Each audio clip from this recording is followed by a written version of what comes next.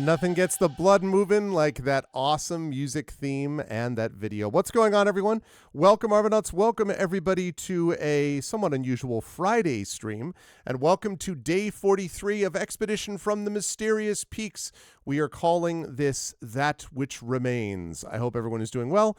I am looking forward to the stream tonight. It has been almost 2 months because we met with Expedition at the beginning of January, and now we're meeting here at the end of February. So it's like 7 weeks ago or something like that that we last met here. And we normally, of course, would do these on Saturdays, but we had to accommodate a bit of a schedule change, and so did not want to miss this month. And so we're here on Friday, and we'll be back, or at least I will be back on Sunday on GOG.com's Twitch channel for By the Dice Roll with some Ghosts of Saltmarsh. So we've got a couple of tabletop games going on this weekend. Before we go any further, just a couple of reminders about ways to support the channel. If you haven't done so already, please follow us here on the channel. Please check out our YouTube and follow us over there as well with !ArvTube. Would love to see people there. Would love to see people subscribe over there. It's free for you to do that, but it really helps us out, so please do that. Discord is !ArvCord. You can hang out with the Arvanauts in between streams.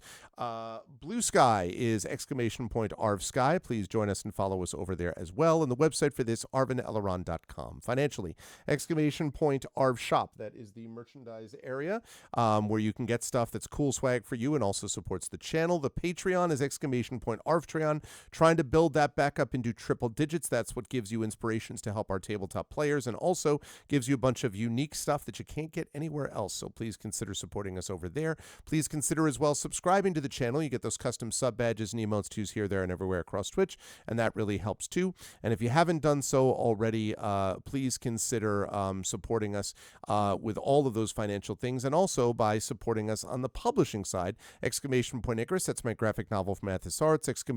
!Library is my Tales and Tomes from the Forbidden Library. That's my 5e adventure and source book, my best-selling 5e adventure and source book from Alligator Alley Entertainment, which also sponsors this Expedition campaign.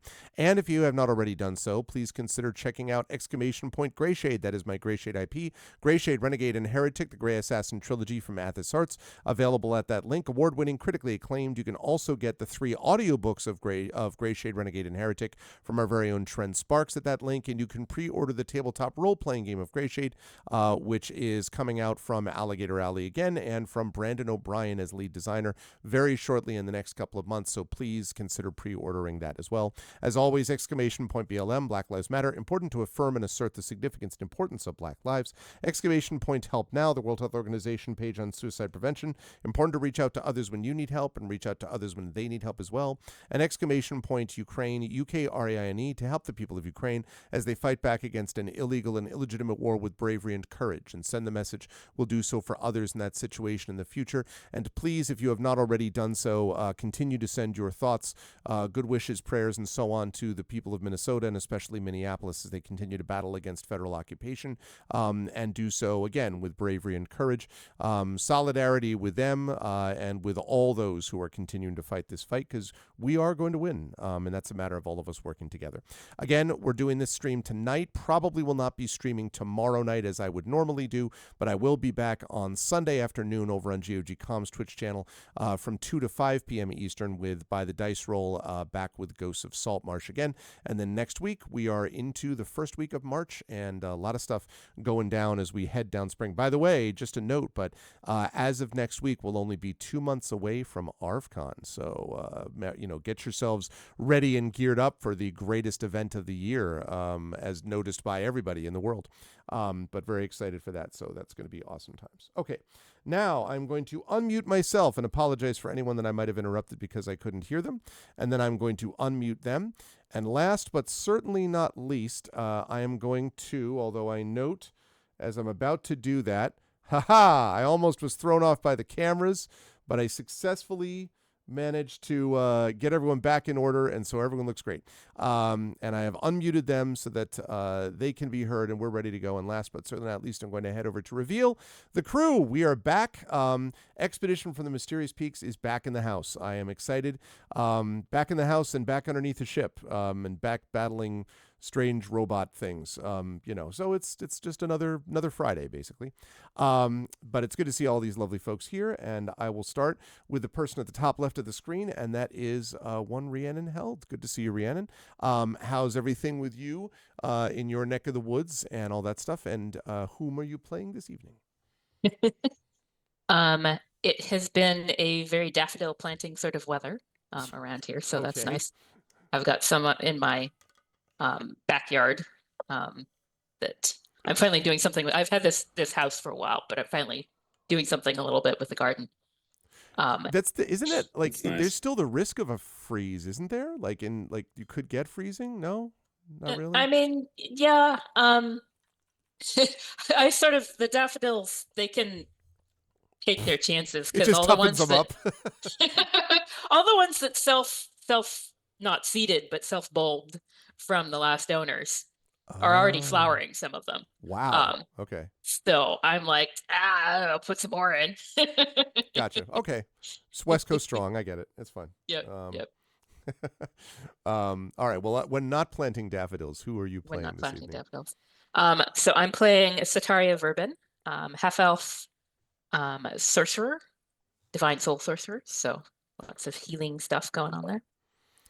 Which may be needed. I was thinking about as I was prepping for this, and there was a whole lot in last session of Sataria just booking it down a hallway towards the sound of Ford's fighting and laser beams. So it's going to be fun to see. Sataria's healing will be needed, I suspect, quite soon. Always a pleasure, though, to have Rhiannon with us, and also a pleasure to have one Toya Kristen Finley with us.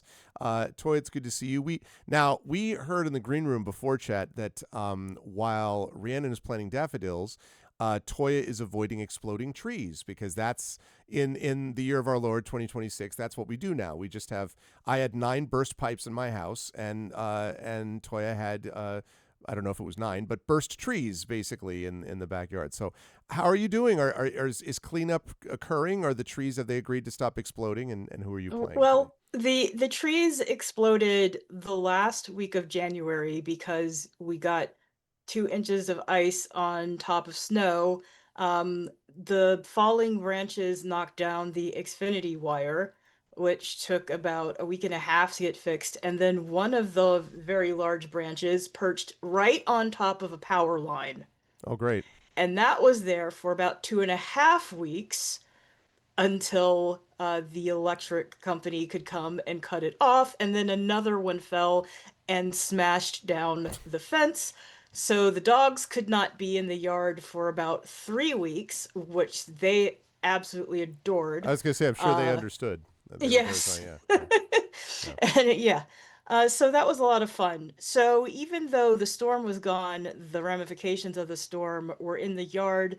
They have been up and down my street. I was also telling everyone that the ice completely uprooted some trees. There was one in a yard in my neighborhood. There was another very large tree that fell into the street. It was fun watching SUVs try to get around that. And all up and down Nashville, you still see gigantic logs from these massive trees that, the electric service has come and cut in half, and they still haven't been hauled off. Oh my So God. it's the remnants of parts of our trees are still in the alley waiting to be picked up. So You know, Toy, it occurs to me that Zach's and my mutual friend Jordan also lives in Nashville and Yeah. lives in a place that's way up this like steep he lives in driveway. Jolton. I don't remember what, but it's up a steep driveway, his house specifically. So there was all this talk of, and I wonder what it was like for him with like ice Well, and all that stuff. I didn't ask him. there When I are saw him, some but parts of Nashville where literally the whole street is just covered in massive trees that fell into the street and on top of cars. yeah, So, it's weather, y'all. It's a thing. I am glad that you're okay though, and the yeah. dogs. And when not dodging exploding trees, who are you playing, Toya? I am playing Nalik, also known as Nals Darkly, a human bard. Awesome. And I am excited to see what Nulls gets up to because there's a robot murmuring weird things at all of these folks. So we'll talk about that in a minute. Always good to see Toya. Also good to see LaShawn. LaShawn Amwanik is back with us as well. LaShawn, did you were like, and I battled sinkholes. Like, what was your ridiculous weather situation that you want to tell us, and who are you playing today? If you had a ridiculous weather. Actually, no, it's been relatively temperate, meaning it's been cold up here in Madison, Wisconsin. So we've been basically chilly. It's just been chilly. The past couple of days, well, I wouldn't say the past couple of days, but today and maybe a couple of days ago, we're finally kind of breaking away from the chilly weather, and it was like within 50 degrees. Today was 55, but tomorrow it goes back down to 23. So fun times. Charming. Charming. Very, very cold, and February is refusing to relinquish its chill. Right? So Oh my God. we'll see how it goes. Well, when you are not So you are not battling being a snow person because of that, who are you playing this evening? I am playing Raven Galinar, who is a Lorendi, who has been pulled into this universe. And she's an adept, but she used to be a medic, because she has medic powers, but they're a little bit weird and a little bit twisted, and she's dealing with a lot of stuff. And yeah, it's fun. It's fun, and there's going to be more where that came from today, as we will discuss in terms of creatures that get run into. But we shall see how that goes. Always a pleasure to have LaShawn with us, and last but certainly not least, also a pleasure as always to have Zach Clay with us. Zach, I shouldn't even ask you this question. Like, you're like, well, I had several wildfires that were on the roof of my home for 5 seconds and then left, and how's weather conditions out in the no doubt frigid Bay Area, and who are you playing today? Yeah, it's been frigid the past couple weeks, but actually over the last few days, it's starting to get hot as if it's summer again, which is not good. Yeah, no. Like even just yesterday, I went out for a walk at 2 p.m. And it felt like it was uncomfortable. I was like, no, this is supposed to be nice. I had to wait until like 5 p.m. to where it was back to being a moderate temperature. It wasn't like super hot, summer hot, but yeah. So anyway, yeah. And now just in the last couple days, like my room becomes an oven when things are a little too hot, and it's starting to turn to oven mode even as we speak. I have my fans and stuff on, but anyway, so weather's behaving strangely. It happens often here though. Either way. When I'm not, here. I was going to say when not avoiding. I'm just going to be consistent. When not avoiding bizarre weather patterns. Who are you playing this evening? When I'm not avoiding bizarre weather patterns, and even when I am playing Dr. Duraxis, a Dendis cybermancer who was a celebrity, but now because he has no Wi-Fi, his only fans are the fellow people in the party with him, if they're fans of his at all. And to be clear, that's his only space fans. Yeah, I not- realized that right after I I want said to be it. very clear about that. That's yeah. You guys have not learned what sort of celebrity he was. That's how Triffid said the same thing. Drexus has an OnlyFans. Wah, wah. Yeah, that's. Oh my goodness. Let's just move right on from that. That's moving swiftly on. Yep. But no, always a pleasure to have Zach with us as well. I'm really excited to have this crew back. And you may be asking yourselves, it's been a little while. What exactly was I'm glad you all asked, because in our last session, this crew, this happy crew, has been brought together through circumstance and fate for a variety of reasons. But the main reasons that they are in this current Feld starship known as the Centurion is because they are trying to, in one case, or well, two cases really now, track down the source of a beacon that may have originally brought their ship, at least in Draxus's case, down upon the planet. But also now, because both those who started on this planet and those who started off it have begun to recognize the threat posed by these creatures known as the Caridin, some kind of psychically enormously powerful creatures from some extra dimensional space. They don't exactly know what they're here for, but they know that they are dangerous, and they've been taking over the minds of some of the people on this planet, and also pose a risk to these people, to this crew. And when the crew, having worked its way through this ship, entered a sort of a small computer control room, they found a hologram there of a woman dressed in a uniform, sort of glitching out a little bit, pointing down at a hole that basically has been broken in from the natural cave into the ship, and saying, "Close gate, danger," and then vanishes, basically, glitches out.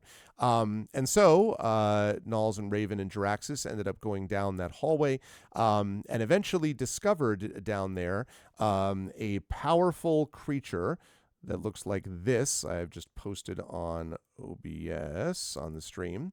That looks like this powerful robotic guardian, which it just occurred to me, if Brandon O'Brien ever gets here, he's going to say that this looks vaguely like Kamen Rider. I could see that a little bit too. But in any case, very powerful creature that looked at the party and blasted them with some message that said, like that.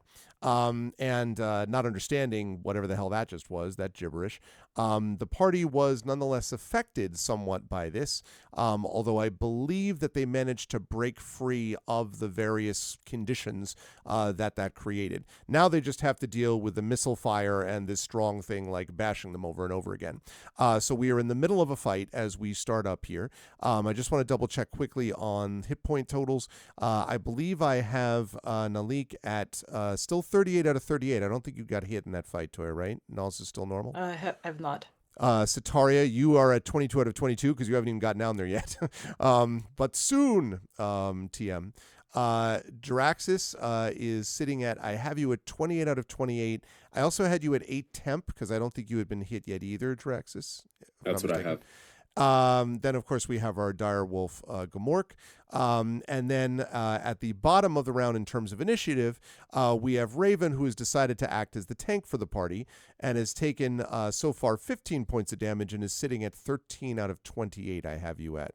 Is that right, Raven? Yep, that's correct. All right. And so that means let's get to the top of the round and let me fire up a little bit of music like this. There we go. And let's get into this thing. Where's my turn order? 1 second. Oh, there it is. I was like, what the heck? Although, actually, now that I think of it, we've been doing this theater of the mind because I don't have a map for this. So the dice roller is probably not as important for people to see it yet. But trust me, chat, there will be more maps to be seen not too long from now. All right, so we're going to come to the top of the round. As just to remind everyone about positioning, Nulls and Nulls, Jaraxxus, Gamork, and Raven are... Actually, wait a minute. Let me think about Gamork. Was Gamork with you, or was Gamork with Sataria? He was Sataria because he can't fit down. That's right. That's right. That's why he's not there. Yes. Okay. Yeah, I was- and Sataria had to leave him behind. That's right. Okay, I remember. Okay, good. I was like, why don't I remember Gmork being in this fight? Because he wasn't. Okay. So that means that Nulls and Jaraxxus and Raven are battling against this robotic guardian, while Sataria is almost there. Sataria is going to get there this round, just so we know. So you will finally arrive on the scene. So we're going to start at the top of the round, Nulls, with you.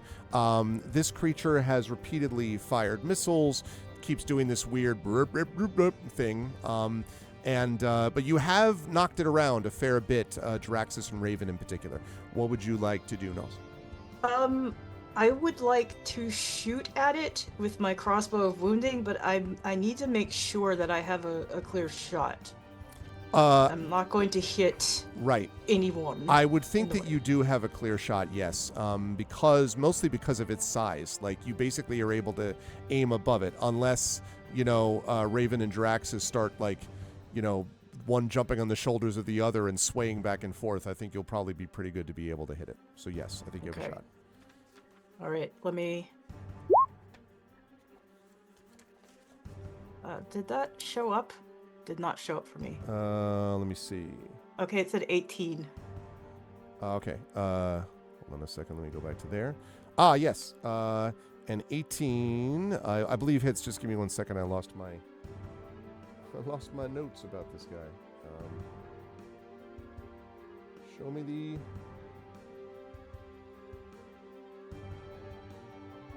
What? Where did he?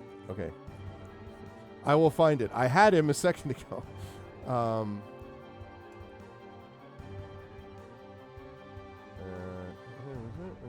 There we go. Yes. Yeah. Specifically, this creature is 8 feet tall. I thought they were. I thought they were pretty tall. Yes, that will hit. All right. Let's see here.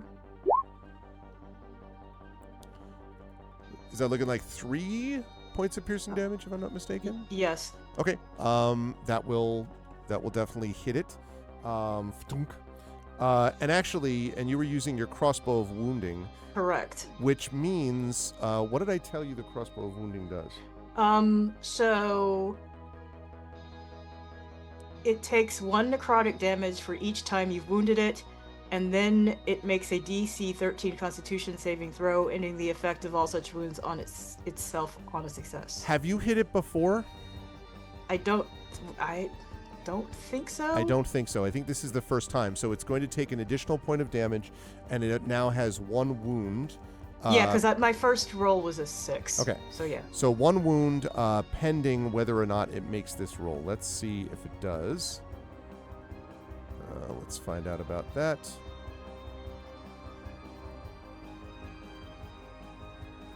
Okay. Right, there we go. And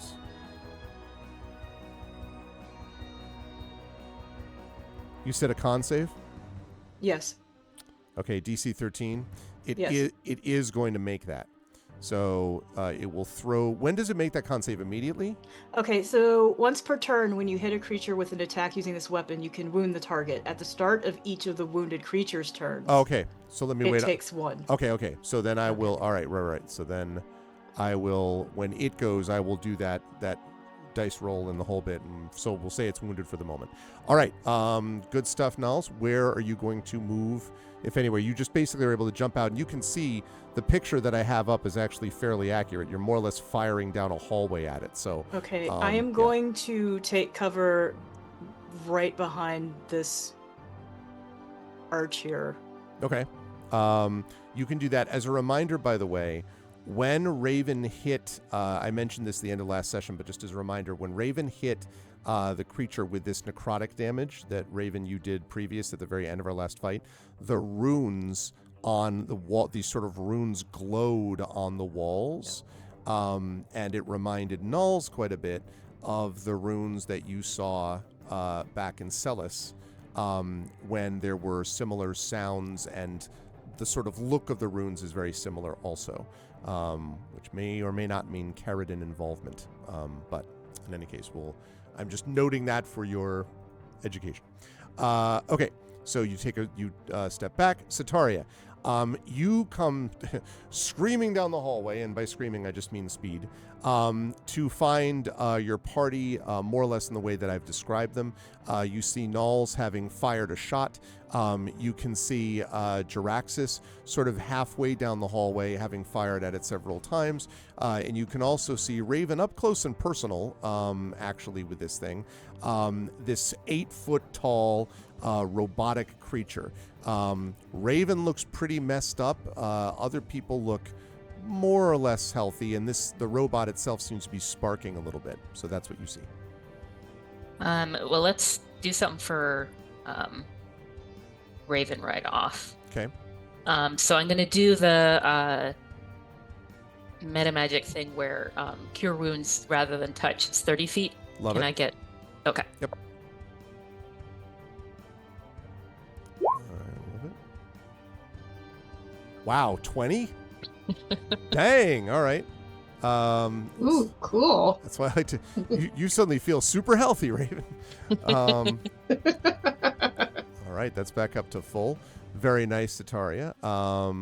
Let's see, cure wounds, which was operating as an action.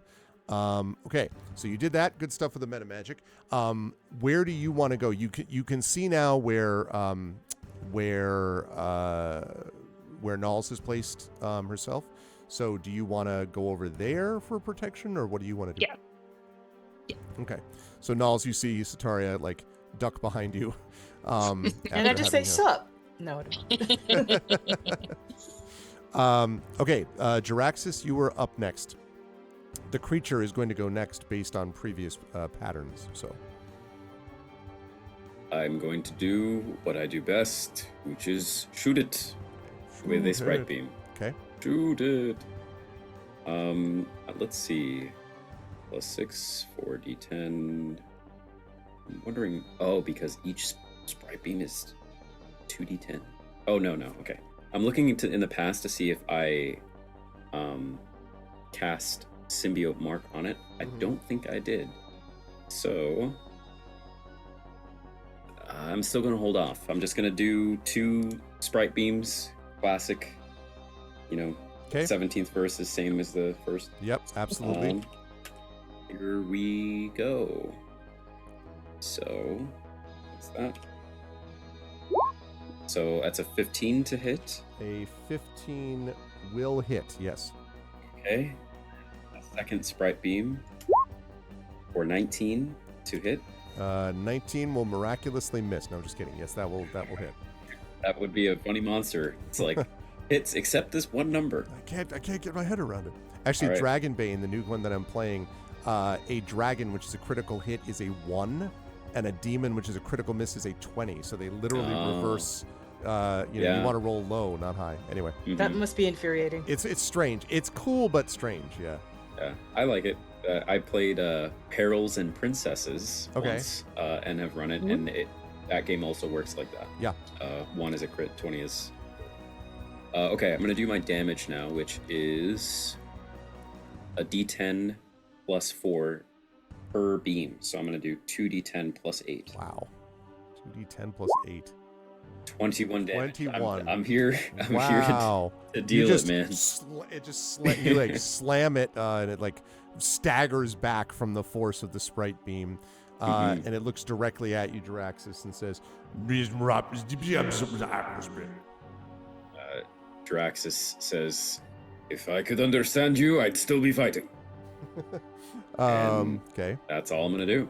For now. Where are you standing? More or less middle of the hall? Yes, I think so. Yep.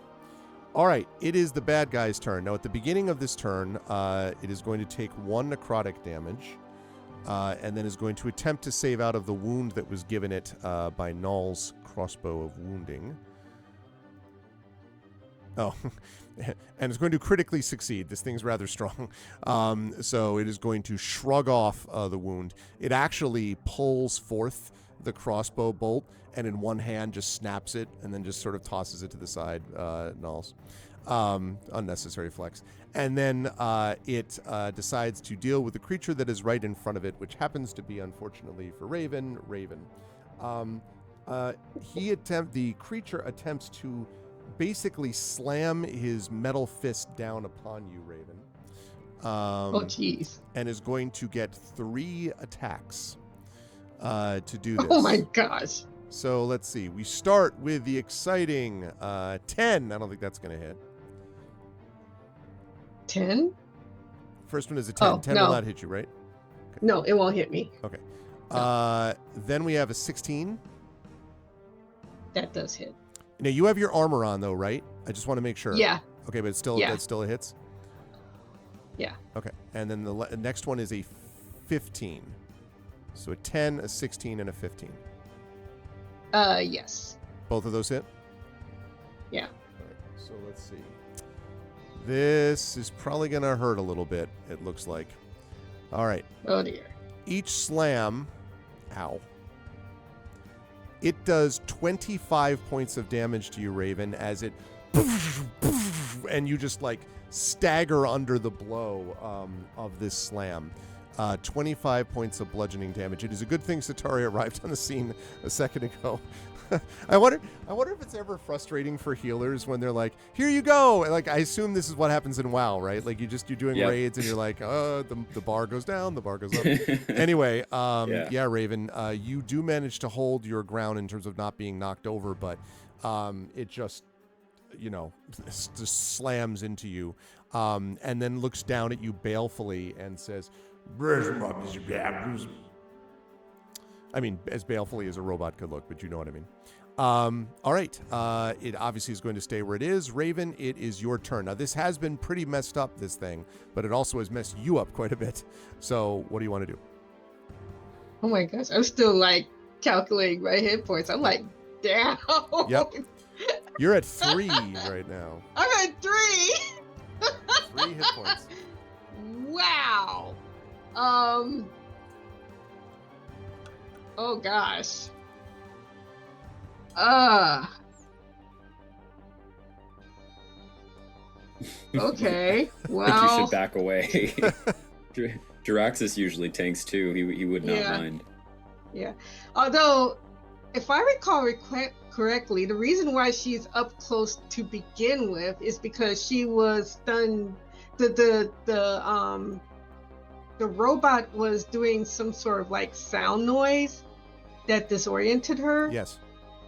And I think everybody was able to get out of it except for her. Yes, although I think you now have gotten clear of it, because I don't Okay, have it as a all right. condition. Now, you still have to back. You can't just run away without it attacking you, though. So you have to, back off 5 feet and then kind of make your way slowly back or whatever. I guess you could turn and run if you wanted, but that is inviting an attack of opportunity. So. No, seeing that she had initially flailed and basically drew trauma at it, I feel like she's going to just do that. Well, the question is, does she do it again, or? It's a good point, by the way, Triffid. We're just looking at those who have stuff in chat. I'm not sure if any of those people that are listed are there tonight. Channel points inspirations are used up, so we do not have any of those for this month.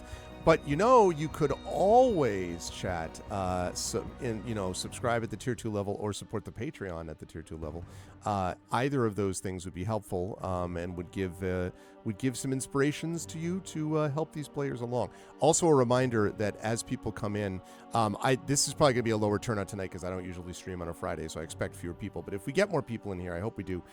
As a reminder, don't forget that any bits that are cheered during this session will get collated and then eventually will result in me being able to distribute some of that money to the players. So think about that if you were able to do so. Sorry, Raven, I didn't mean to interrupt your thought process. Okay.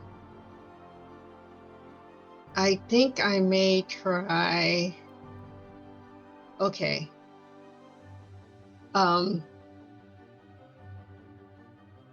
This might be something that she can do. She's gonna try and do synaptic recoil. Okay.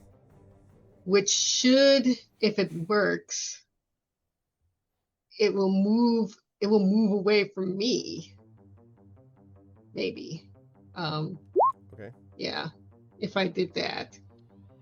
And she's gonna, but I'm also like getting kind of low. I also have a question. Damage. Have you tried anything associated with psychic damage with this creature to this point? What was trauma? It's a good question. Trauma was There's guidance. There's cure wounds. Necrotic damage. Oh no, that was Okay, dark. that That was was dark. Well, necrotic. that was dark conduit. Sorry. oh, okay, all right. I don't know what trauma was.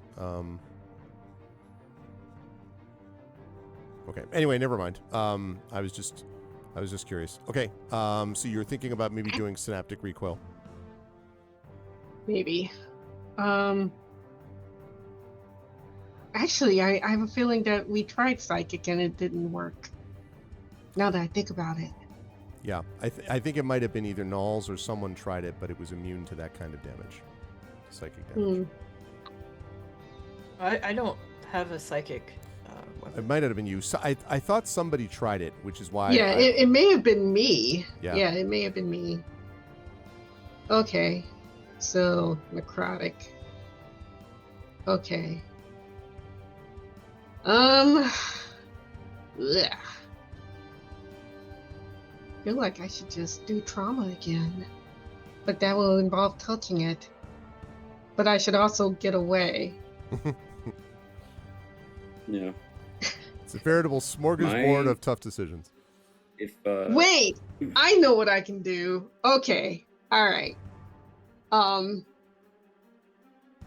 have a way to create another barrier around myself. Okay.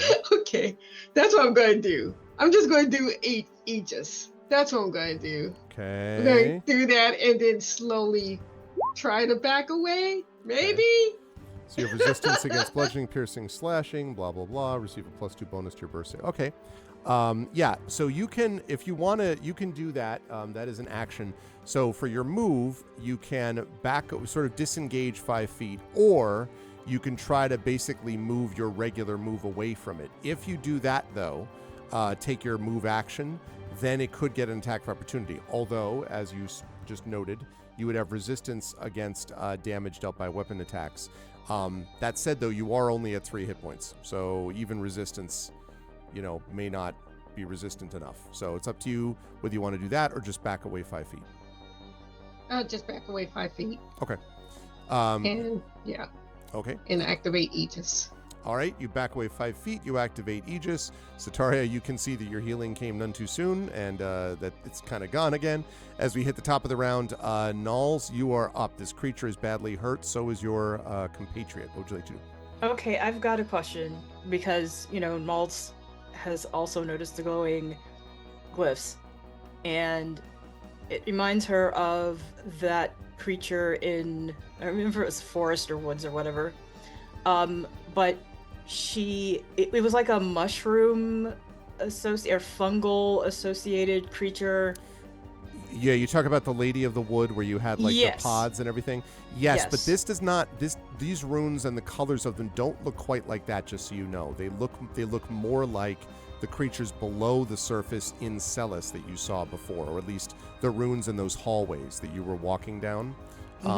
That it reminds you a little more of that.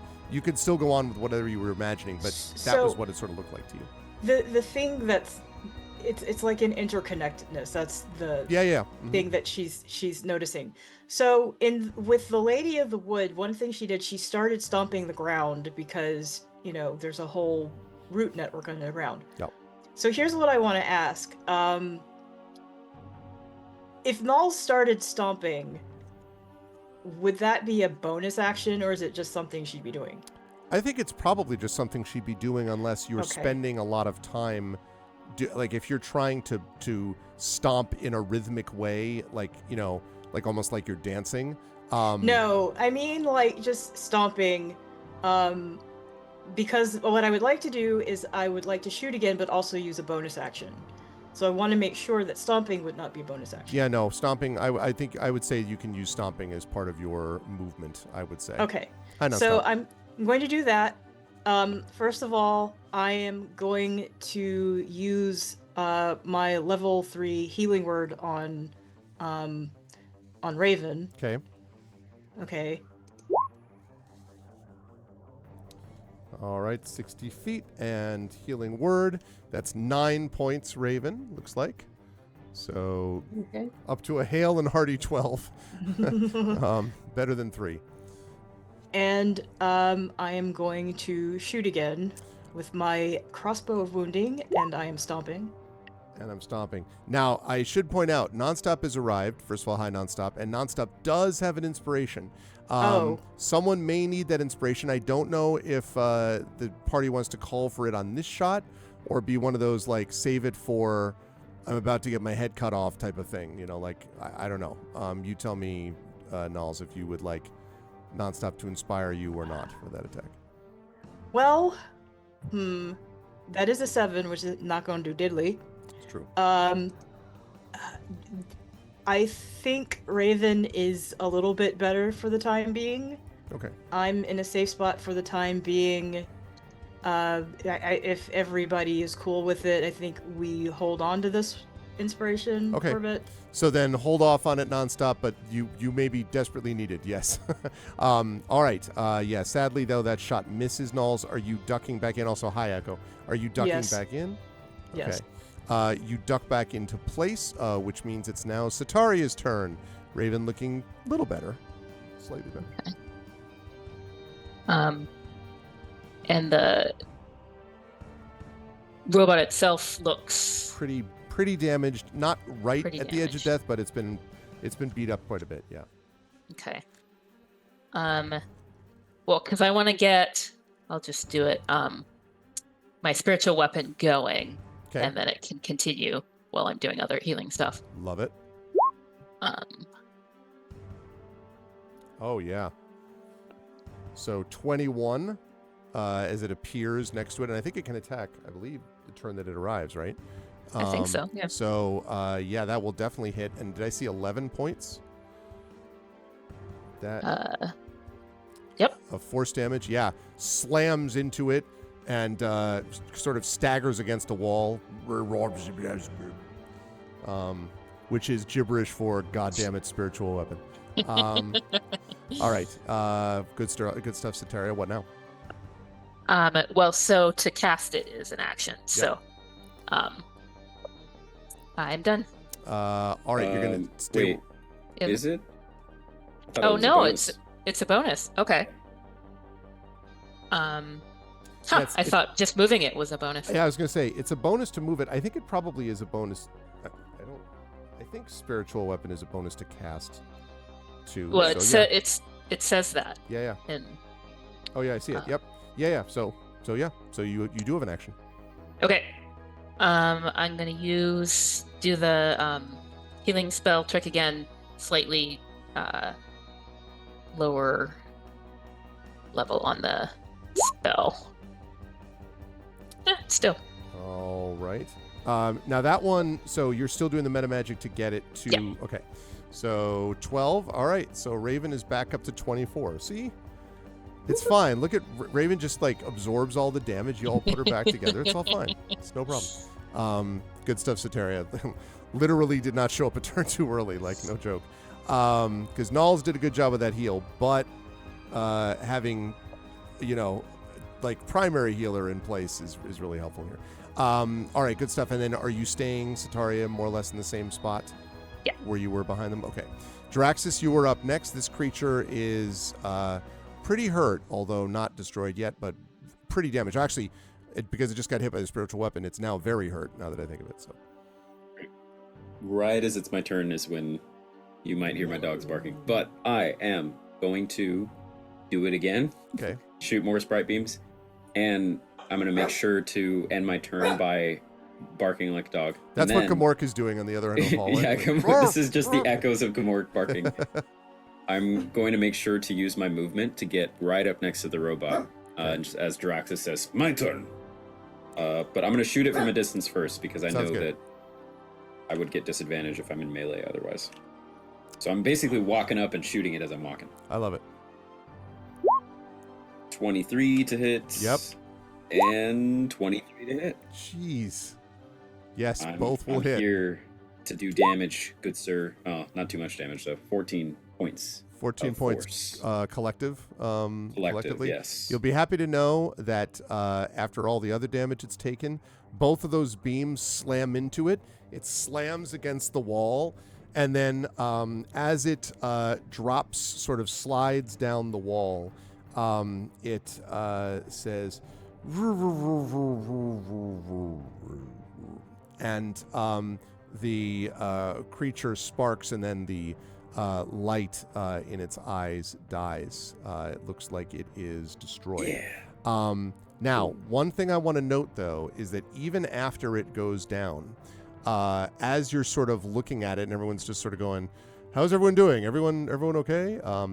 You can still hear somewhere in the far distance down this hallway, you hear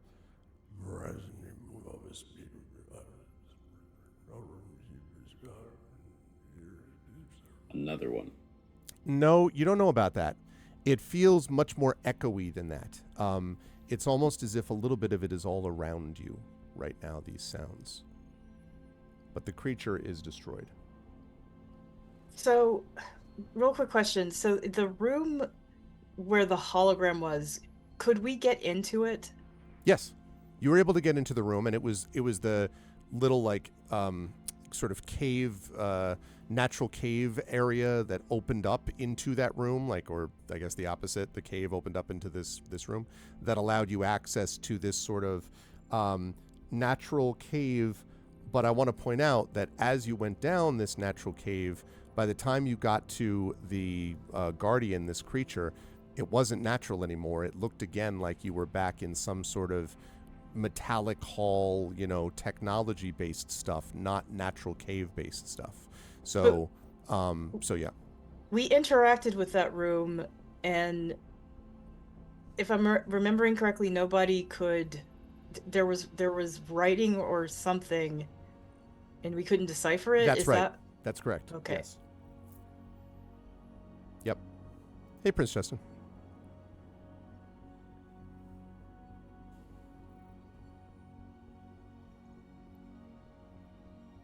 Okay. Draxus will look around and say, everyone all right? Raven, you took some big hits there. Raven isn't saying anything right now. She's just kind of like, even though she's healed, she's just kind of like leaning against the wall and kind of like gripping her chest. She's not quite on the verge of going catatonic again, but yeah. Perhaps we should give her a moment. Anybody Draxus else notice what's going on the wall? I do not. What's going on? I look at the wall. Slightly glowing blue runes. They faded quite a bit since the hits that were taken, but they're still there a little bit. And actually, now that all of you are looking at assuming all of you look at the wall, I would like each of you to make perception checks for me, please.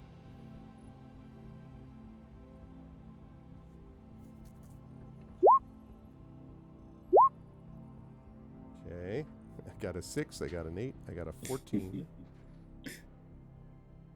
I'm great at this. I got a 2, which is narratively appropriate. Raven's like, no thanks. But Nalls, it's appropriate, I think, that you see this. So it is faint blue, but Nalls, as you're looking at the runes and you hear this, as you're hearing that sort of like murmuring, the runes are pulsing in some basic rhythmic pattern with the murmuring. Like, so explain that to everyone, the runes are pulsating along with the murmuring, and they're connected. And then I say, Jaraxxus, you remember the Lady of the Wood? How she was connected to everything around her, and also everything underneath. Yes. Maybe this does have something to do with that. And also, the caves in Celis as well. Oh, right. I wonder if we can attack without having to attack, if you know what I mean. I don't exactly know what you mean, but I will say that I do. Well, if the walls, or what's behind them, are somehow connected to this voice, if we can attack the walls, maybe we can attack the voice. I guess the question is, do we want to? Well, whatever I'm hearing sounds a whole lot like our friend that just passed out over there. Yeah. We also could just keep walking a bit. But if you wish to attack the wall, I will help you. What do you think, Sataria?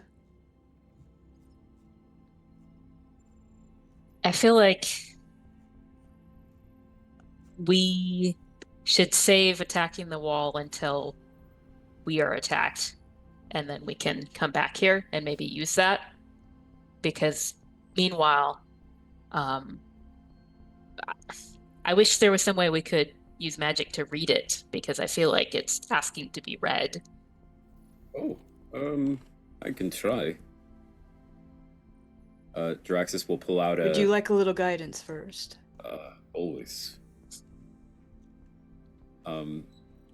Draxus will pull out a small device of some kind, and will cast the Prime Talent Analyze device, which says you understand everything about the campaign, and the GM has to tell you everything. No.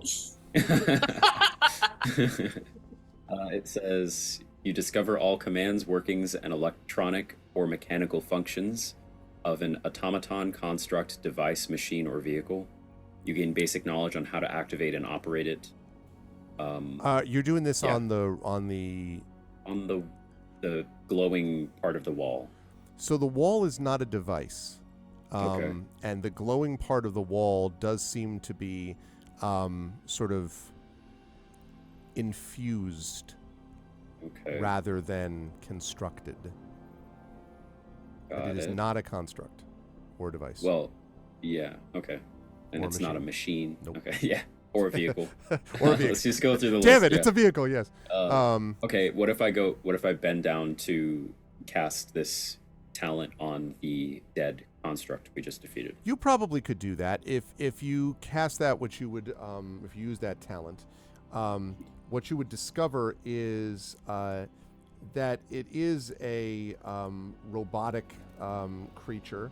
That it is probably the best way to describe it is it's a robotic creature that has clearly been modified at some point, and you know that because some of the things that it's using, like it had a plasma rifle, which is technology that's more advanced than what the sort of joints and the metal and things like that would suggest.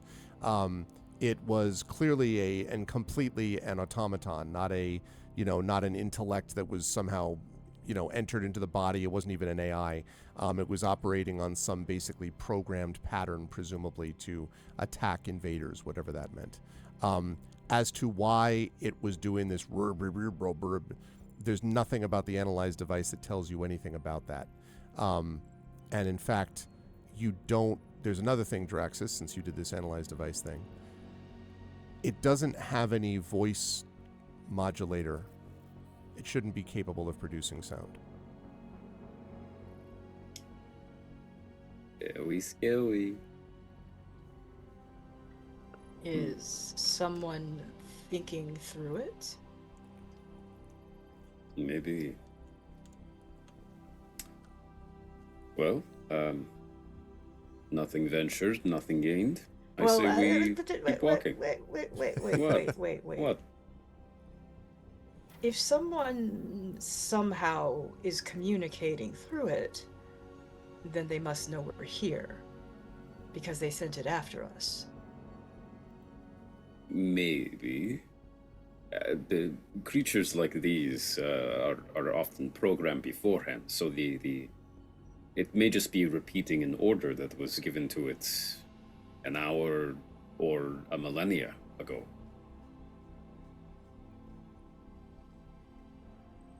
But it shouldn't be able to do that. Yeah, I see your point. Either way, I don't see another course of action than to walk down this hallway. I understand. I'm just saying we should probably proceed with a lot more caution. Fair enough. Okay. Raven pushes away from the wall and goes, I agree. I also feel there's some sort of, I don't know,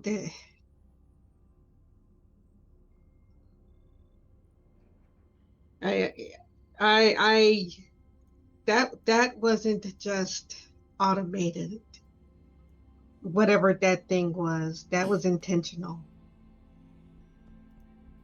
That what tried to kill me. So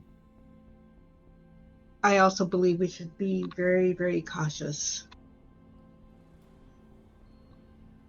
Do you feel it was targeting you specifically?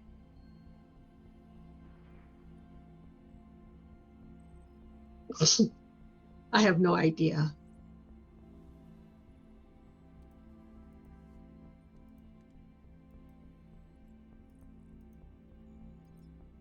If so, I don't know why. Well, you were right up next to it the whole time. I tried to come up to help you, but I killed it, so. That is a very specific type of help. I'll try to be more helpful next time.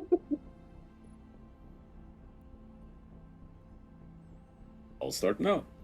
Jaraxxus starts quietly walking forward into this unknown hallway, leading the way. Do you all follow? Excuse me. Do you all follow? Before we go, I'm not going to use speak to animals, but I am going to send Gamork Okay. a message. Because he does seem to understand on some level things that we're saying. Okay. So I'm going to use sending. Let me make sure this is right.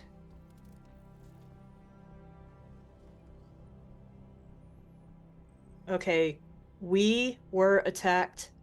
Fine, now. We will be back. Okay. I'm trying to think if Gamork would respond to this sending with just like some psychic. But in any case, okay, you send that off, and then it sounds like follow Jaraxxus. You don't actually have that far to go before, as you pass down the hallway, you see that it opens into and apparently ends in a 60-foot wide octagonal chamber. There are domed ceiling lights that illuminate this 8-sided chamber, and the only thing that you can see in it is a metal beam which extends from the ceiling. The top of the beam is connected to the top of the ceiling and comes down and ends on the other end of the beam with a fist-sized metal orb about 4 feet above the floor. And that's all that's in this room that you can see.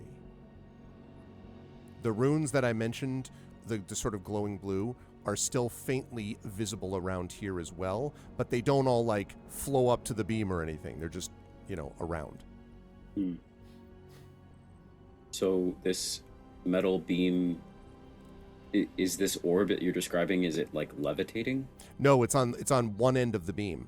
So the metal beam, top of it goes in the ceiling, and on the other end of the metal beam is attached this metal orb. Okay, so it's affixed to it, because Yes, otherwise... affixed to it, got yep.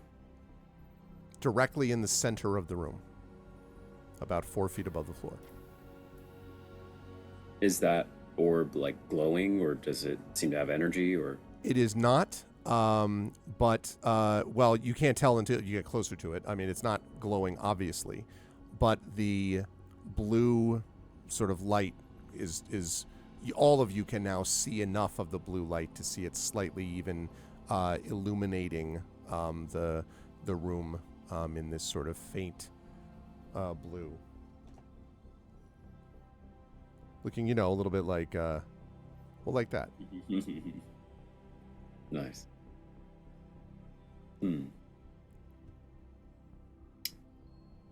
Okay. Draxus will turn around and say, "This seems like a maybe a server room or some sort of.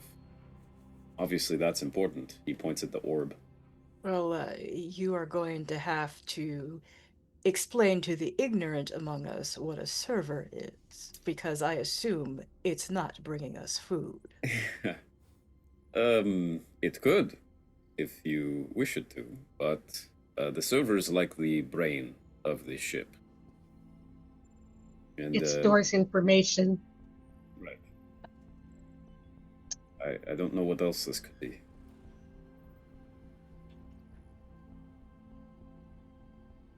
Why would there have been a robot here guarding this room? I think that's part of the reason why I think it is what it is, because why guard a room that's mostly empty except for a big beam and a orb? Must be important for some reason. Is the infection, say it is actually some kind of virus, protecting itself? All living things don't wish to die. Mhm. And didn't the hologram lady say something about close the gate when she was She pointing did. this way?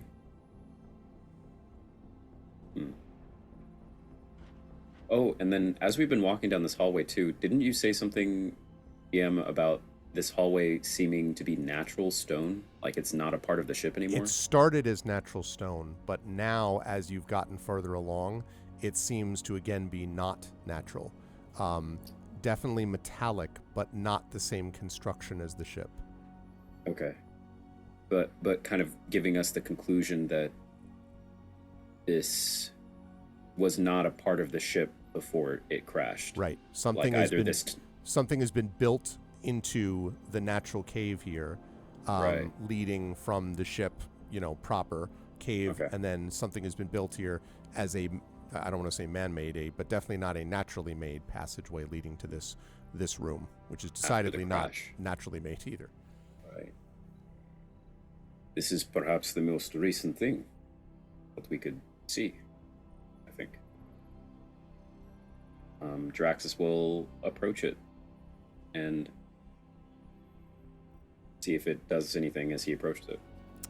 Perception check, please.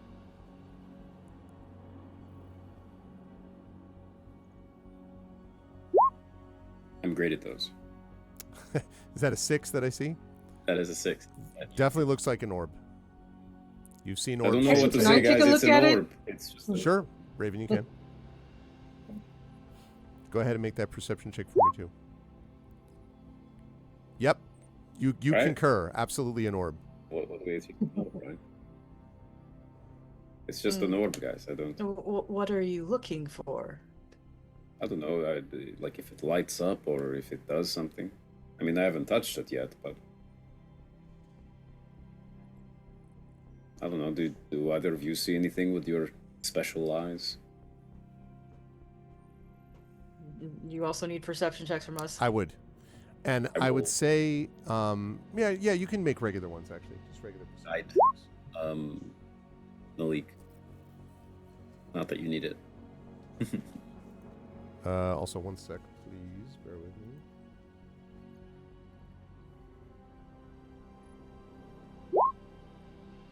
Oh God. Well, yeah. 3 of us look at it and are like, "It's an orb." And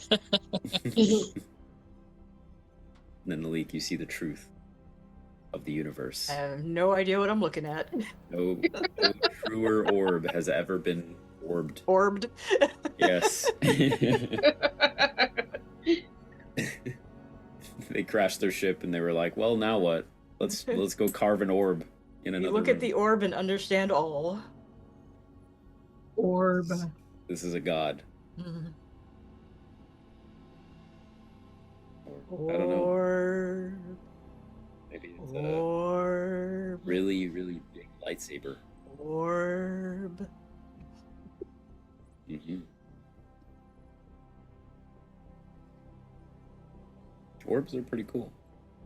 If Greg doesn't come back, we're gonna have a cult of the orb by the time he does. Mm-hmm. I think we already do. Yeah. What's the difference between an orb and a sphere? I guess Orb would be shiny. shiny. Is that Or the true? sphere All could- orbs have to be shiny. oh. The spear can also be shiny, but also yeah. not. But that one of all those orbs things? have to be shiny. Aren't Right, orbs right. typically magical? Yeah. Well, we don't know if this is magic. But I mean, they're Maybe- typically magical. Yeah. And But an spheres orb- are, just round and dimensional, have dimensionality to them. They could be magical. So orbs are spheres, but spheres are not necessarily orbs. There you go.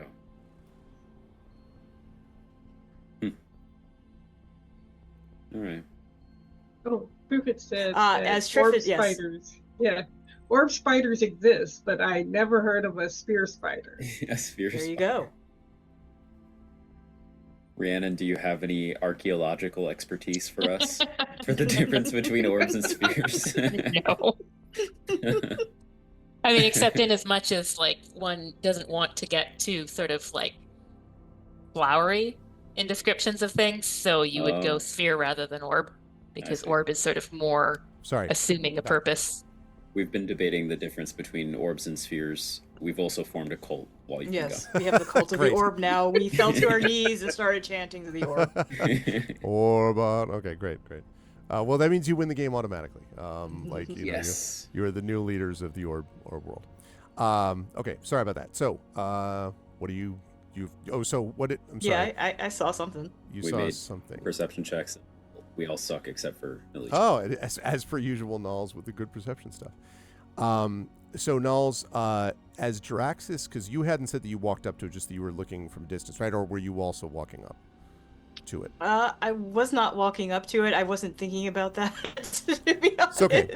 I'm assuming you're looking at the orb regardless. As Jaraxxus walks up to it, you hear sort of the faintest hum coming from it. But it's not the... It's just like a... It's a humming sound coming from the orb. Do servers do that? They can. Actually, yes. Hmm. Why do they hum? Lots of Are they energy. alive? As much as a machine can be, yes. But they don't have breath. They don't need it. They work very differently, and even then, I don't know how they work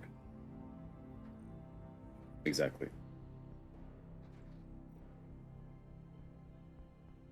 I will try to touch it now, so be mindful. And Jaraxxus touches the orb. As you touch the orb suddenly glows this white. And as it glows this white, the door behind, I guess it would be Sataria, you didn't know there was a door, closes shut. And there's the hum. Suddenly, your surroundings vanish, and your body shifts as if it is being pulled downward at a blinding speed. When you stop, feeling slightly disoriented, you stand atop a platform in a vast chamber with a colossal metal gate. And on the end of that gate, near the gate is open a small crack, and there are a horde of shadowy tendrils you see seeping through the door, this gate. Well, I think we found the gate that she wanted closed. One other note, next to the gate, a fairly large, what looks like a button or switch of some kind, which is which is pulsing, a pulsing red light.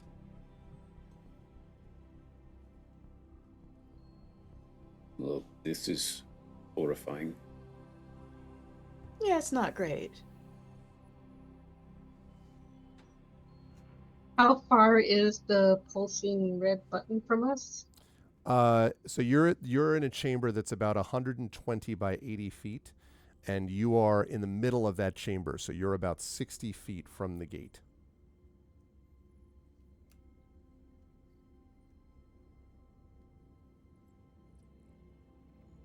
Which one of us is going to do it?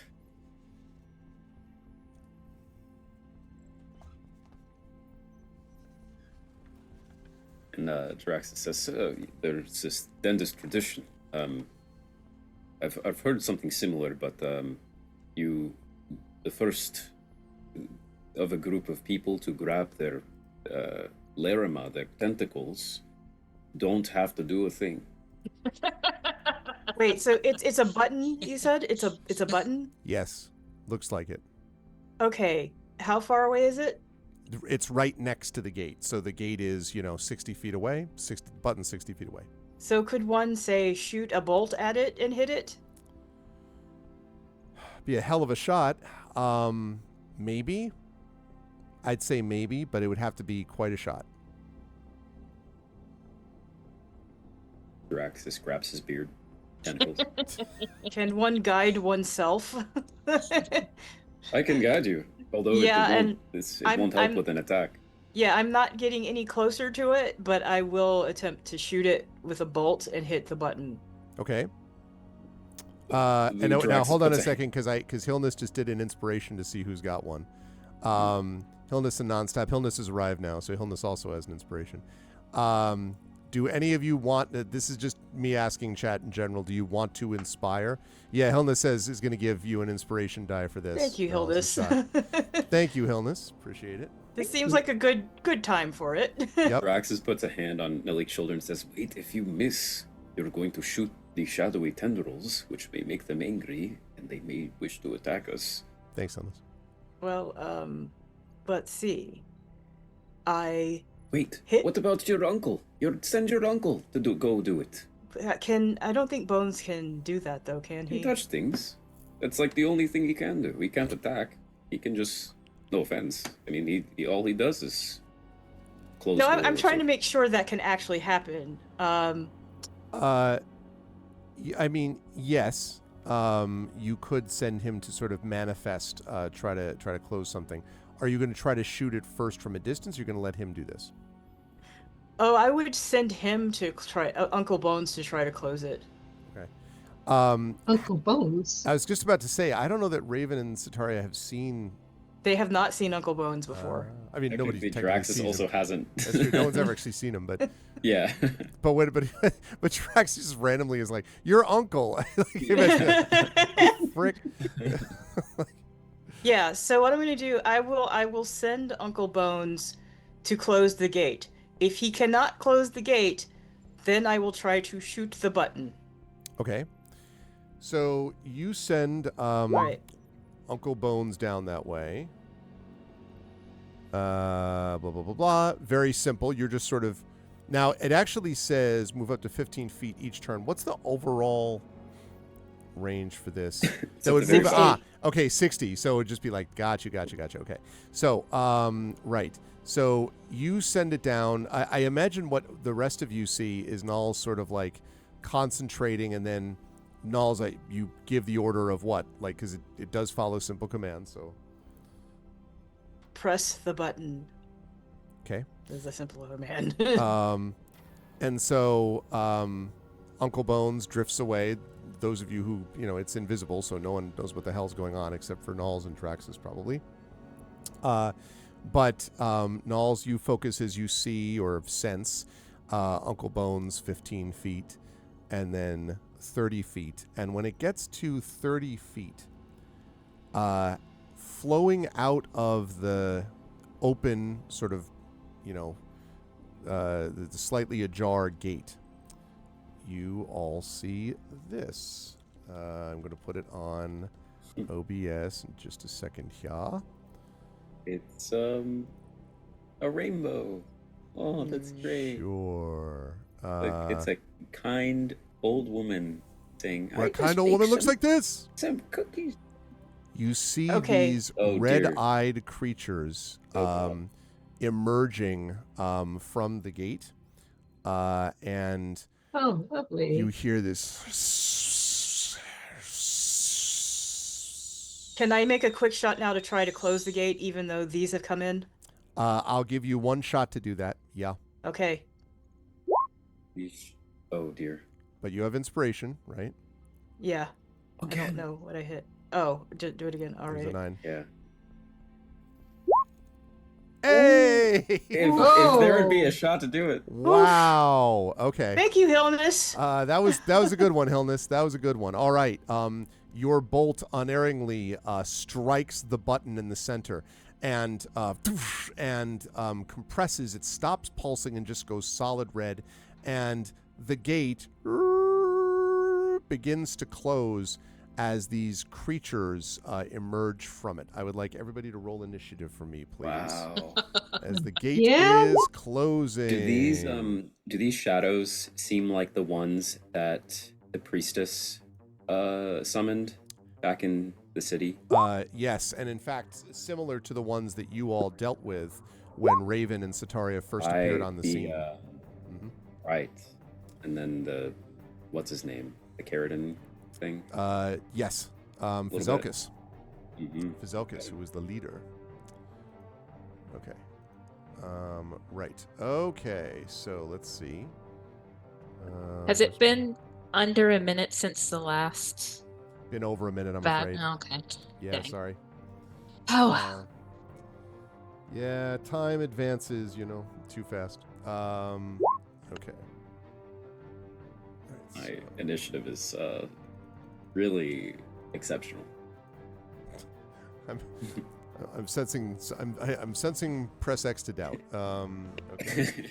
So let's see. Which will Jiraxis. soon with a become 2. press F to pay respect. Yeah. Sataria. Okay, with 12. All right. Raven with an 18. Nulls with a 20. Anyone notice that Toya's been bringing the rolls today, by the way? Yeah. That's some serious rolls from you today, Nulls. Let's see. Okay, so like that, and then that, and let's go with that, and that, and that. Great. Okay, wonderful. All right. Okay, Nulls, you are first to act. All right. These creatures are flowing out of the gate, and the gate is closing, but it's going to take probably a turn before it's closed completely.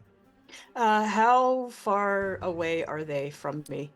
60 feet, right? 120-foot 60. chamber. Because you didn't move, because you just fired from the position where you were. Thank you, Mrs. Dunsel, for the 83 months of support. Wow, thank you, thank you. Good Wow. to see you, Mrs. Dunsel. Thank you, thank you. Nicer weather we've had here now since our blizzard, right? Thanks, Mrs. Dunsel. So, yes, you are still 60 feet from them as they flow out of the door and all. There seem to be How- 4 of them from what you can 4 of tell. them? Yeah. All right. So what I'm going to do is I'm going to use level 3 Cloud of Daggers. Okay.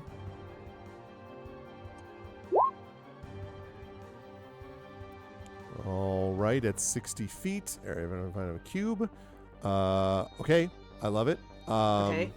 So, Cloud of Daggers, That's which... a great move. Yep. Just have all these shadows moving towards you, and you're just forcing them to go through a blender. That's as a they're- good That's call. great. That's right. It's when they first enter, right? on the Cloud of Daggers, I believe. I think so. Yeah, I can look it up, but I'll do it too. Centered on a point. When it enters the spell's area for the first time or starts its turn there, so Okay. it would not take it yet. so you West, but you just created it around them, and obviously you don't have to worry about Uncle Bones so that all works. Okay, good stuff, Niles. Yeah, good move. Do you want to move or stay where you? Are you just like? I mean, is I'm there just- any place to move? To you be could move honest, away from the 60. I guess I could move. I'm You- thinking back, of but- the room is kind of circular, Yeah. so And then also, like, what's the extent of the platform that lowered? Like, we don't want to step off our elevator for sure, Right. too. It wasn't really an elevator though. You were teleported down here. Oh, Yeah, Mm. Well, I guess I'll move. I'll move back. because your do body's that. almost blurred. There's no map, I'm afraid, Echo, for this. Sorry. is there still like an orb that we can? There is no orb. No. So What there's are you going to no do without an visible- orb, man? Good question. What are you going to do without an orb? I don't know. The cult is our. Yeah, how are we gonna our get cult back? started, and within 5 minutes, we're already without our object of worship. And we totally left work, didn't we? Yeah. Meanwhile, he's up there going bro, and you're going orb, and that's the problem. You just went backwards, and so That's your one dad joke. Here for the night. what do you mean bad? It was a good one. No, I said your I one mean, dad Oh, joke. but what Palin's dad realm joke? is Oh, always yes, a yes, nice thank you. pull. Thank you. I misheard that. Yes. Very sensitive to It was the also dad bad, though. jokes. It was also bad. I'm just kidding. All right, so no, so you're going to stay more or less where you are. Or do you want to back up towards the back? It is, as you say, a circle, the whole room, but Yeah, I'm going to back away from the action, I guess. so you can back from there, which leads us to Raven as these things slither out from the gate. Something wicked this way comes. Raven, what do you want to do?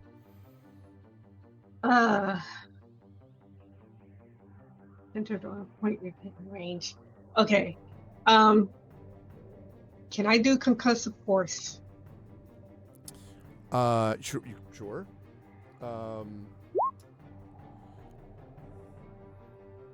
Yep. 60 range, so sure, you could do that. Mm-hmm. Right, then that's what I'm gonna do. One thing to remember, Good. though, as you're looking at that, these creatures do seem to be drifting, so you don't know whether you can knock them prone. You can do it, you just don't know whether it's going to knock them prone or not. You're not sure what the effect will be on creatures like this, Raven. You follow? Because they are floating. Yeah, that's all I'm saying. they're floating. Yeah. Yeah. Oh, nope. She's gonna do it because she is just she's out. Okay. She just wants these things away. Okay. So, yep. All right. You make this thing, and there's this this kind of burst of force from that spot, and the creatures all sort of shimmer and waver, and then they are not knocked prone. They are clearly they were like impacted by the force, but were not knocked prone by it. Okay. And they continue to.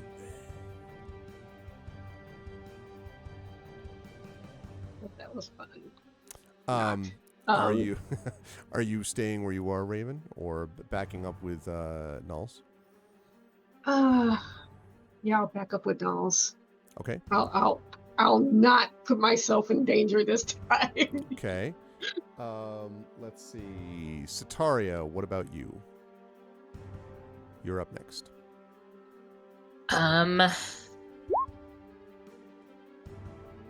Well, I'm sort of wondering, like, spiritual weapon, will it do anything? But It's a good question. It might. I mean, they might still be affected by damage, but they just won't be knocked prone by it. So, but they might be affected by damage. I mean, last time I wished that I had got it going earlier, so I'll just do that. Get it rolling now. Okay. Yeah. Sounds good. Okay, so 16 is going to hit, so you're going to do 5 to one of them.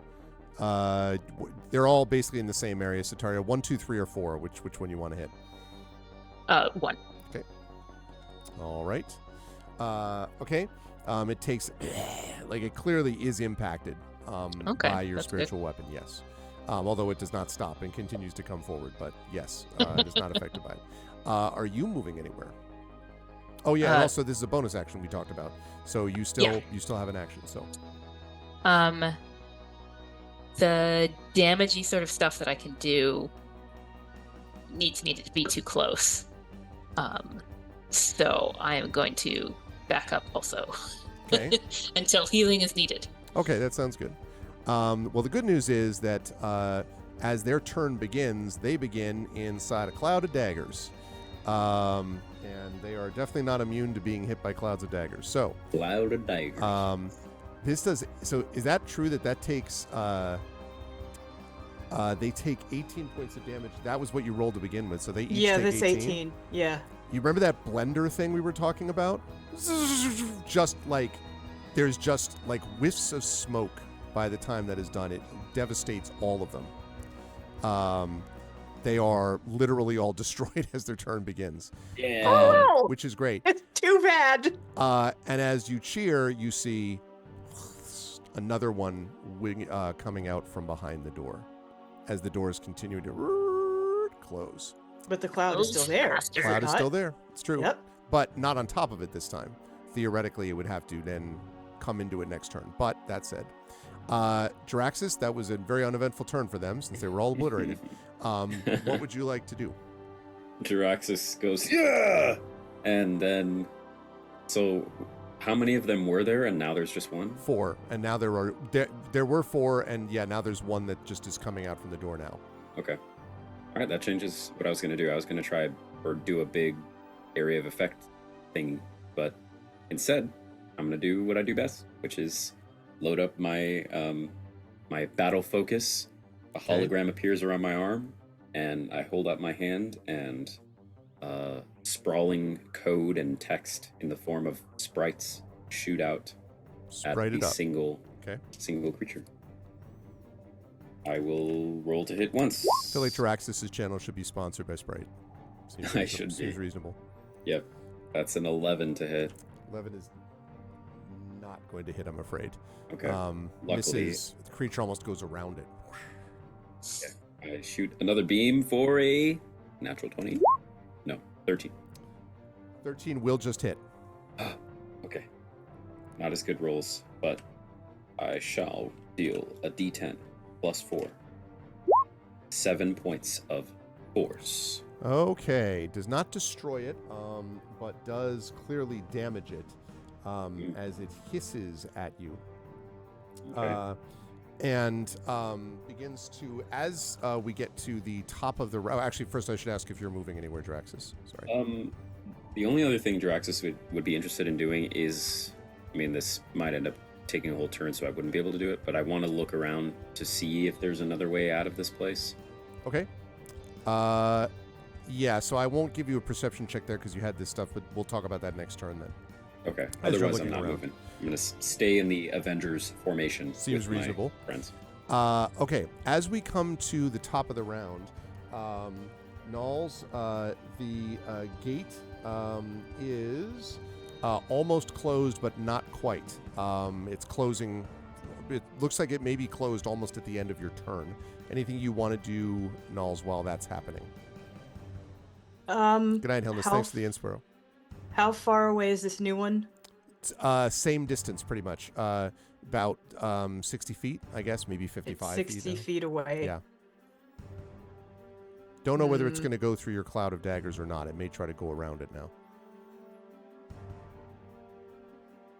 I wonder. A bolt could hit it, right? Theoretically. Mm-hmm. All right, I'll shoot at it. Okay.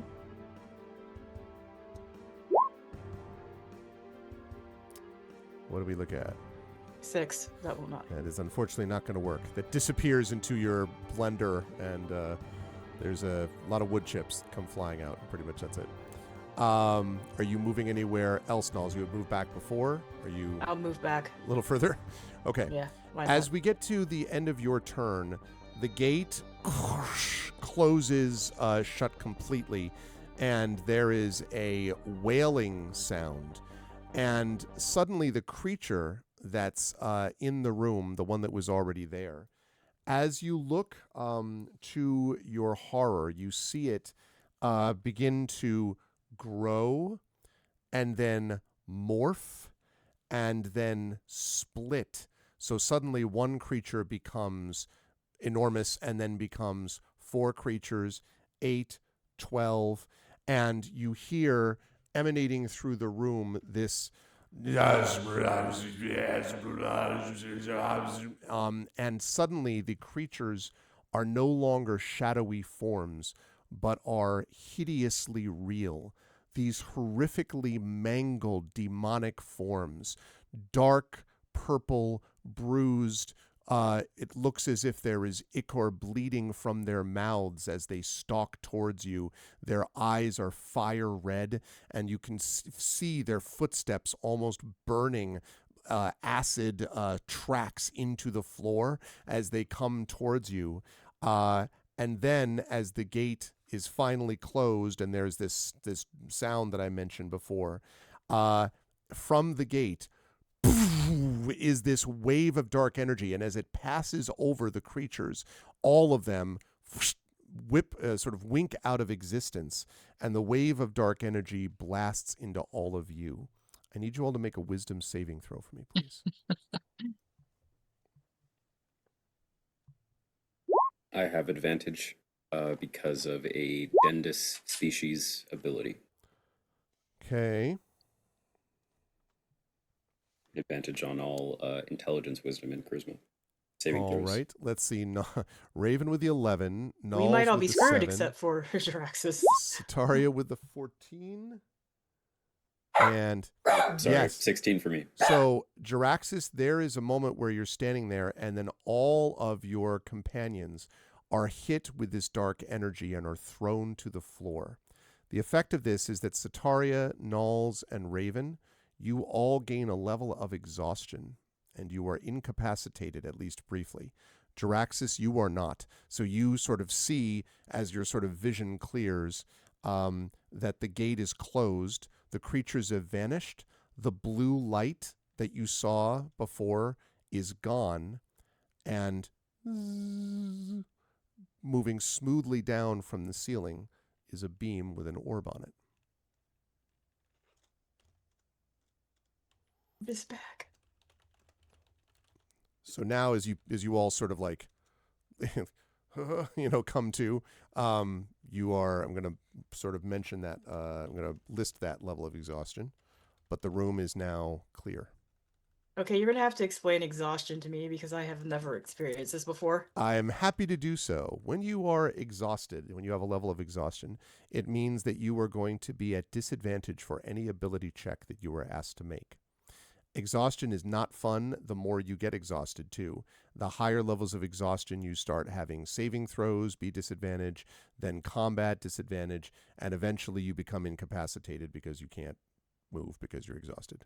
Okay, and how do you get rid of it? You don't. No, I'm kidding. The only way to get rid of it is by taking a long rest, or there are some healing capabilities, I think Lesser Restoration, for example, that can get rid of exhaustion. If you're in D&D Beyond, there's a way to put it into the character sheet. Okay, where is that? So initiative, armor, defenses, conditions. And if you click in conditions, exhaustion is one of the ones that you Okay, can. thank you. I just had to look it up myself because I haven't used it for a while. So And that don't see orb it. is now Oh, there it within is. that orb is now within range, again, 4 feet from the floor. You notice, Jaraxxus, as your companions are groggily kind of rolling around and getting back to their feet. But the orb is now back. Jaraxxus is going to go over to Raven and help her to her feet, and then go to Sataria and then Malik.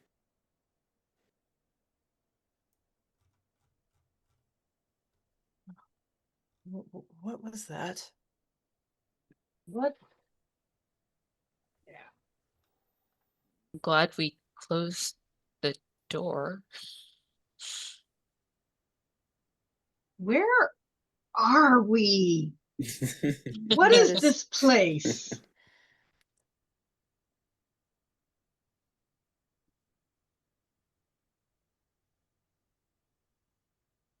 I I'm would going say to something, but I'm going to go ahead. communicate I'll with be right back really quick. I'm going to communicate with Gamort to warn him about the shadow things. You're not sure that you're in. How far is the range on sending?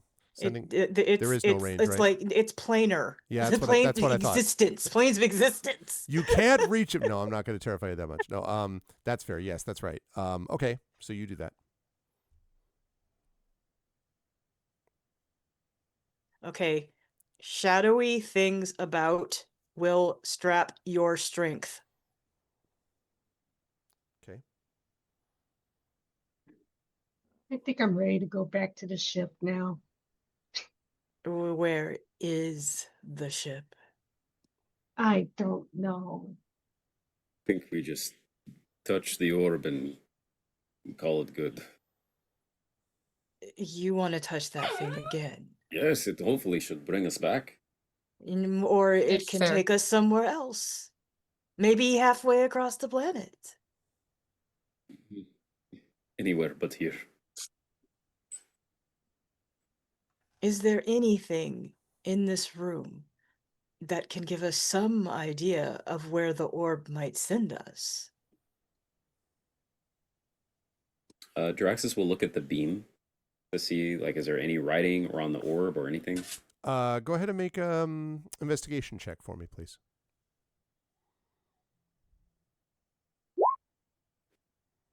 There was nothing. I see nothing. Yeah, totally smooth. You don't see anything obvious on it. It does look Draxus- identical to the orb that you touched to Yeah. get down here, for what that's worth.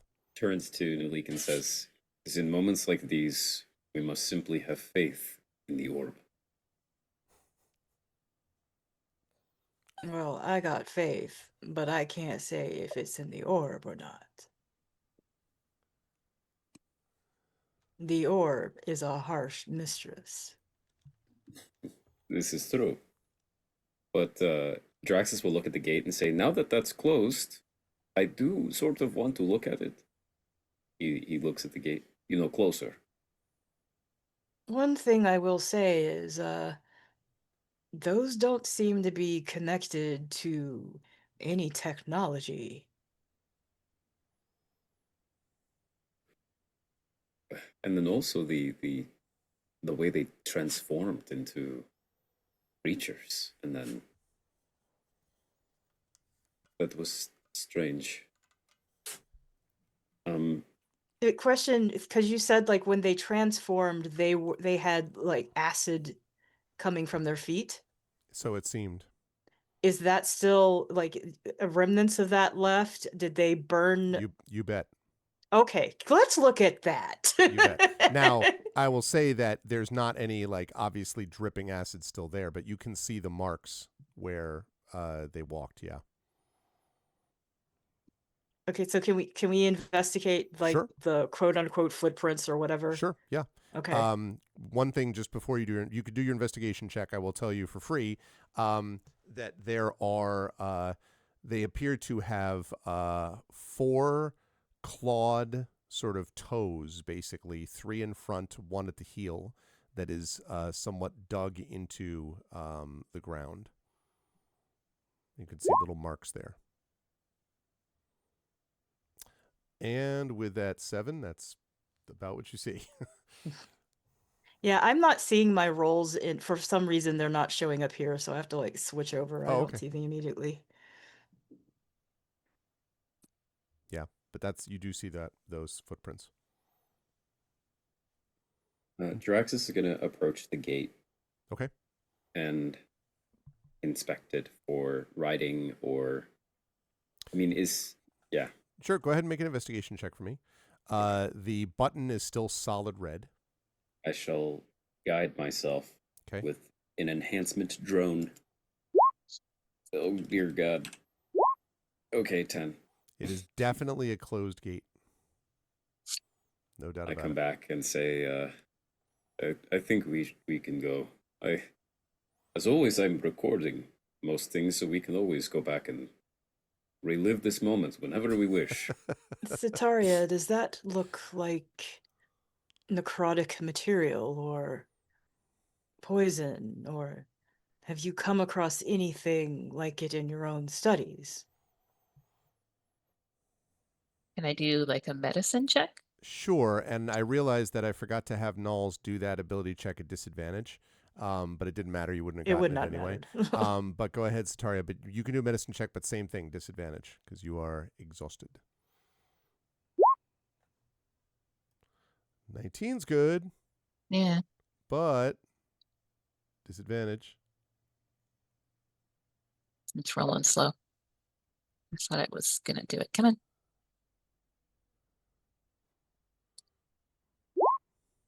Yep. Wow. Okay. So I Well. guess we'll go with the 19. We'll go with the 19 Yeah. then. So definitely some kind of extremely corrosive liquid, probably some kind of acidic liquid that burned into the floor, because the floor itself is basically metal. So it had to be strong enough to be able to do to that, to almost etch into the metal, basically. I mean, no, you've never encountered anything like this on this level before. Is This could somebody not. playing with us? I will once again say that I believe somebody was sending thoughts through that construct, which means they know we're here.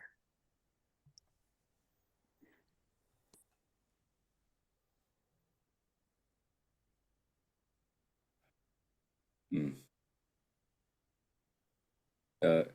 Are we? There's some of this goop that they've been looking at. Maybe we can't fully understand it yet, but could I at least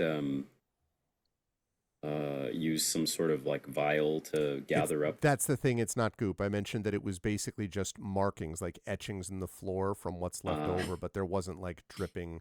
There wasn't enough acid left over to be able to Okay. collect it. Yeah. I mean, I Alright. guess you could try to use a file to get scrapings from the or something, maybe, but there's not any liquid that you see. I will. Is the ground at all like soft? No, Or- it's metal. Ooh. Even where that stuff went, it etched marks into the metal floor, but it didn't melt the floor. No. Okay. All right. Yeah, Jaraxxus is gonna say, I think whatever we did here, if what those creatures look like was any indication, I think we did a good thing. I maybe we should head back. And Jaraxxus stands by the orb.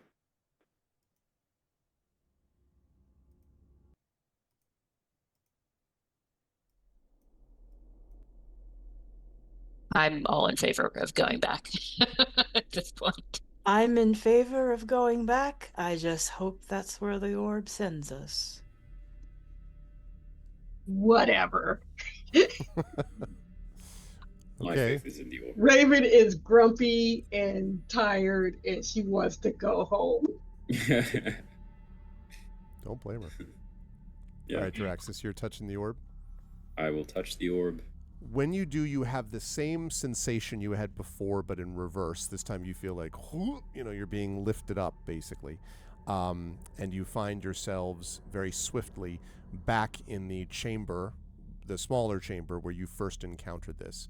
The only big difference between what was there before is that the room is still illuminated, but there is no blue light anymore. None of the runes are visible, Nulls, or to anybody else. And you no longer hear the whispering either. That's important. Did we shut off some kind of power source? Were those creatures, or what was behind those creatures, powering the glyphs? Something. I'm curious why this was dug out after the fact. And then also the hologram knew about it. Maybe we should return to that room where the hologram was telling us to close the gate, and maybe it has a new message for us now. Maybe. I'm all for that. And Raven actually turns and just leaves. It's just bails. 'Cause she's done with this place. She just wants to go. We follow. Okay. When you all get back into, so assuming you're all going back up and then through that little gap, in the natural wall into the room previously, you notice that as you come in, first there's nothing, and then a hologram again appears. And you can now see it is a woman dressed in a uniform, or so it appears to be. And she inclines her head and she says, "Welcome and thank you. I was hopeful that you might be able to do what needed to be done. I trust you did not receive too much damage beyond your capability to repair."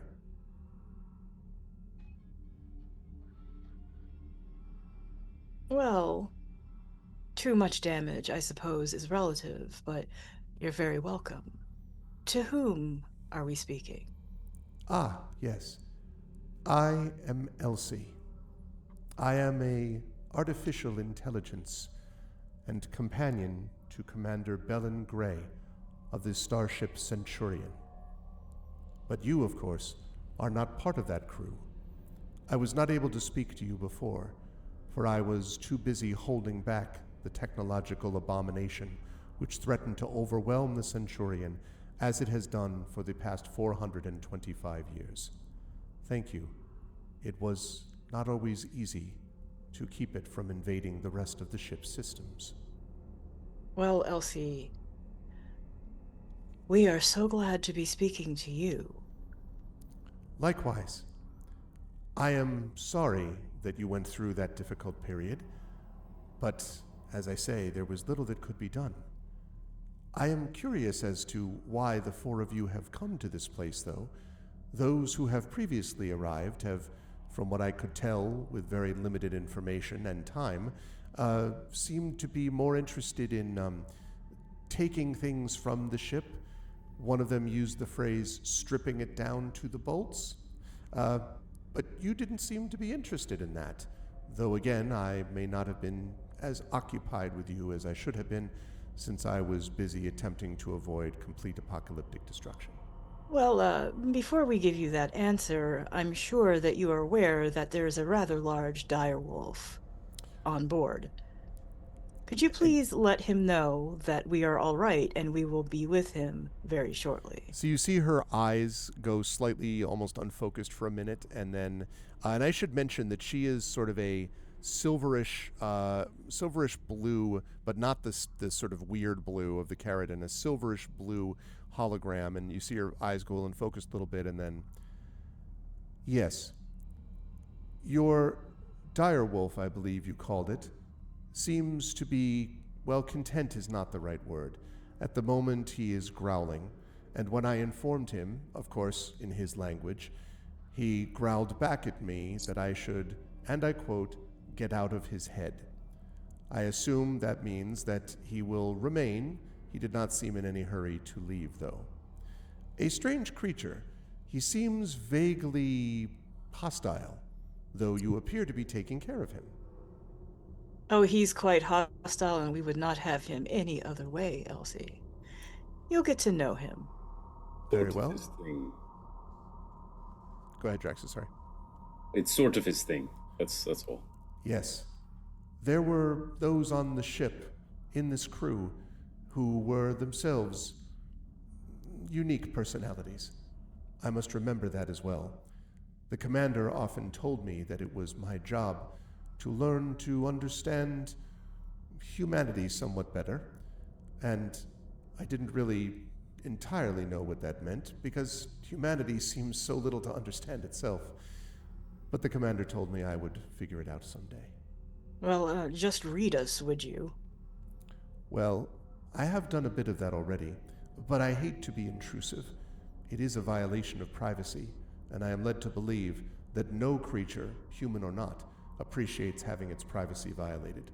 though there is an insectoid race several planets from here, which is, well, hive mind is perhaps an understatement. Rather troubling, I think. Well, you did ask us a question, and you most definitely deserve an answer. You have been waiting over 400 years. I appreciate your understanding. There are creatures called Caridin that are threatening this planet, and we believe that whether it be the source or some power structure, we might be able to find answers about what they are and how to defeat them on this very ship. And in fact, our two companions here, you can probably tell, are not from this planet, but you probably know more about them than we do just by looking at them. Arrived here mysteriously as well. I am troubled to hear this, and it is true that a Dendusi and a Lorendi would not be expected to arrive with the two of you who are native to this planet of Thalos. Indeed, I can sense their ship, which is nomenclature the Sunrider, has already crashed upon this planet. I know something about crashed ships, you see. You are right. You were in fact drawn here. But if you do not know of the Caridin, have you encountered them before? Unfortunately, but I might blow your mind a little bit. The Lorendi did not arrive on the Sunrider. Oh, you mean the Lorendi arrived in another way, in a separate ship? And Elsie turns to Raven and says, perhaps you had a individual craft, a lifeboat, perhaps. Raven is about to say a very rude word, but then she looks at Knowles and carefully margins like, no, I was yanked off of my ship. I wasn't even planning to come here. I just got sucked in here through some unseen force. Oddly enough, it seems that Raven saw me before she mysteriously appeared here. That is strange. I don't suppose Elsie suddenly and rather disturbingly appears directly behind you, Knowles, and says almost like you almost jump, I don't sense that you're a Caridin, are you? Well, I should hope not. I don't even know what Caridin are completely, to be honest. Ah, in that case, I should tell you something about them.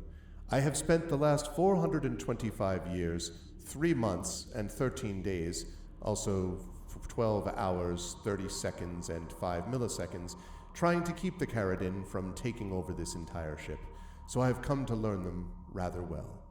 I should mention just before we get started, though, so you, and she points to you, Draxus, came down on this ship, the Sunrider, and you, and she points to you, Raven, were, as you say, sucked into this place, and you, and she points to you, Knowles, are native to Thalos, but you, and she turns to you, Soteria, are also native to Thalos. You must have been friends with these people before, then? No, I don't know how I got here either. Oh, so you were also brought here under strange Yes. circumstances. That is, well, first, I suppose you should have a bit of comfort. And she snaps her fingers, and suddenly vroom, these what look almost like holographic chairs appear behind you, but they seem to be solid. And she says, if you will, these holographic chairs are of a special, well, let us call them a design that I have been able to perfect. If you are feeling tired, they will address that condition. Thank you for that kindness. And Knowles sits down. Yeah. It is like the greatest massage chair of all time. It's just like comfortable and like slightly warm, And it just, removes all exhaustion. And it does remove all exhaustion. Yes, it does actually. Raven does approach it warily, Okay. but then she sits down. Does it do everything for a long rest or It does just not do exhaustion? that, but it does Okay. remove exhaustion. Yeah. I'll take it. And yeah, Raven, you also get the same sense too as you sit down that like I don't want to tell you that you're feeling all chipper now, but there is a sense of well-being at least when you sit down in this chair. And you know, it's a little bit like the armchair, you know what I'm saying? Like the lean back type of deal. And she stands in front of you and takes a few steps away. And then she waves her hand, and you see this holographic image of a ship. And it looks like a familiar ship. And then you realize you're looking at what must be the outside of the Centurion. And Elsie says, if we're to understand the Caridin, then we need to go back a little bit to the beginning, which is how we, or that is to say, this ship ended here. Your planet, she says to Nals and to Sitaria, the planet of Thalos, is in a space system known as the Aldor system. And while passing through this system 425 years ago, the Starship Centurion systems, my systems, were hacked by an unknown source. Core systems failed, and security bots turned on the crew. And as she says all of these things, you see these little holographic animations, basically. So you see the bot, like the little creatures going, and then the bots coming after them and the whole bit. The Captain Commander Bellin Gray, separated the ship's command module, which remained outside the planet's orbit. After the crash of the Centurion, an anomaly began transforming technological elements in the lower decks. Those that came into contact with it became erratic and violent.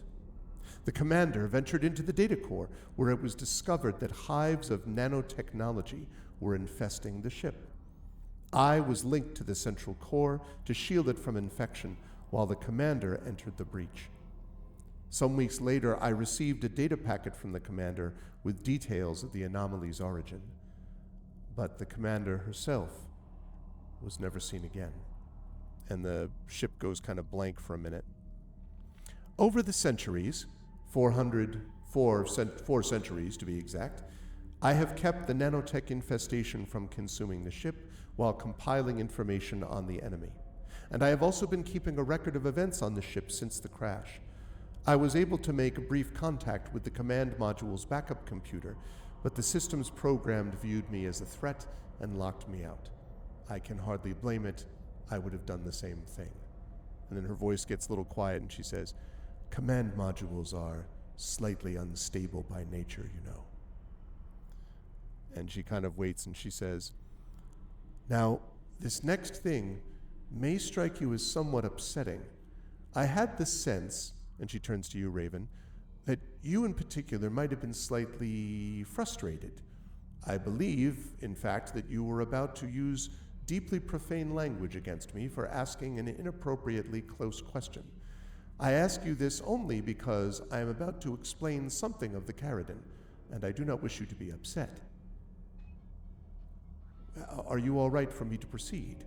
If you wish, I could provide you an isolation booth, perhaps some music, well, I do have the ability to create some scent technology, if that would be helpful. Raven is staring and she says under her breath, what is going on? And you hear behind you, Raven, it's a long story. And like, again, like she's done this thing where she like jumps behind someone. Not like, raw, but just, she appears again in front and she says, thousands of years ago, and actually the perfect, I will say the perfect touchstone for this, if anyone has seen the, I think somewhat underrated actually, movie Man of Steel, there's a sequence where they describe what old Krypton used to look like, and the metallic like effect of that is sort of what I'm imagining here, although this is more holographic than that. Thousands of years ago, Sitaria, Nals, your planet Thalos was a realm of technological wonder. The leaders of your planet were known as technomancers, and they wielded what was seen as the power of the gods. They built ships that sailed the stars and founded settlements on nearby planets. And as she says this, you can see them like these cloaked figures with these mighty staves, like reaching up holographically to the sky, and the clouds move in and sort of like lightning thunders and all this like dramatic stuff holographically.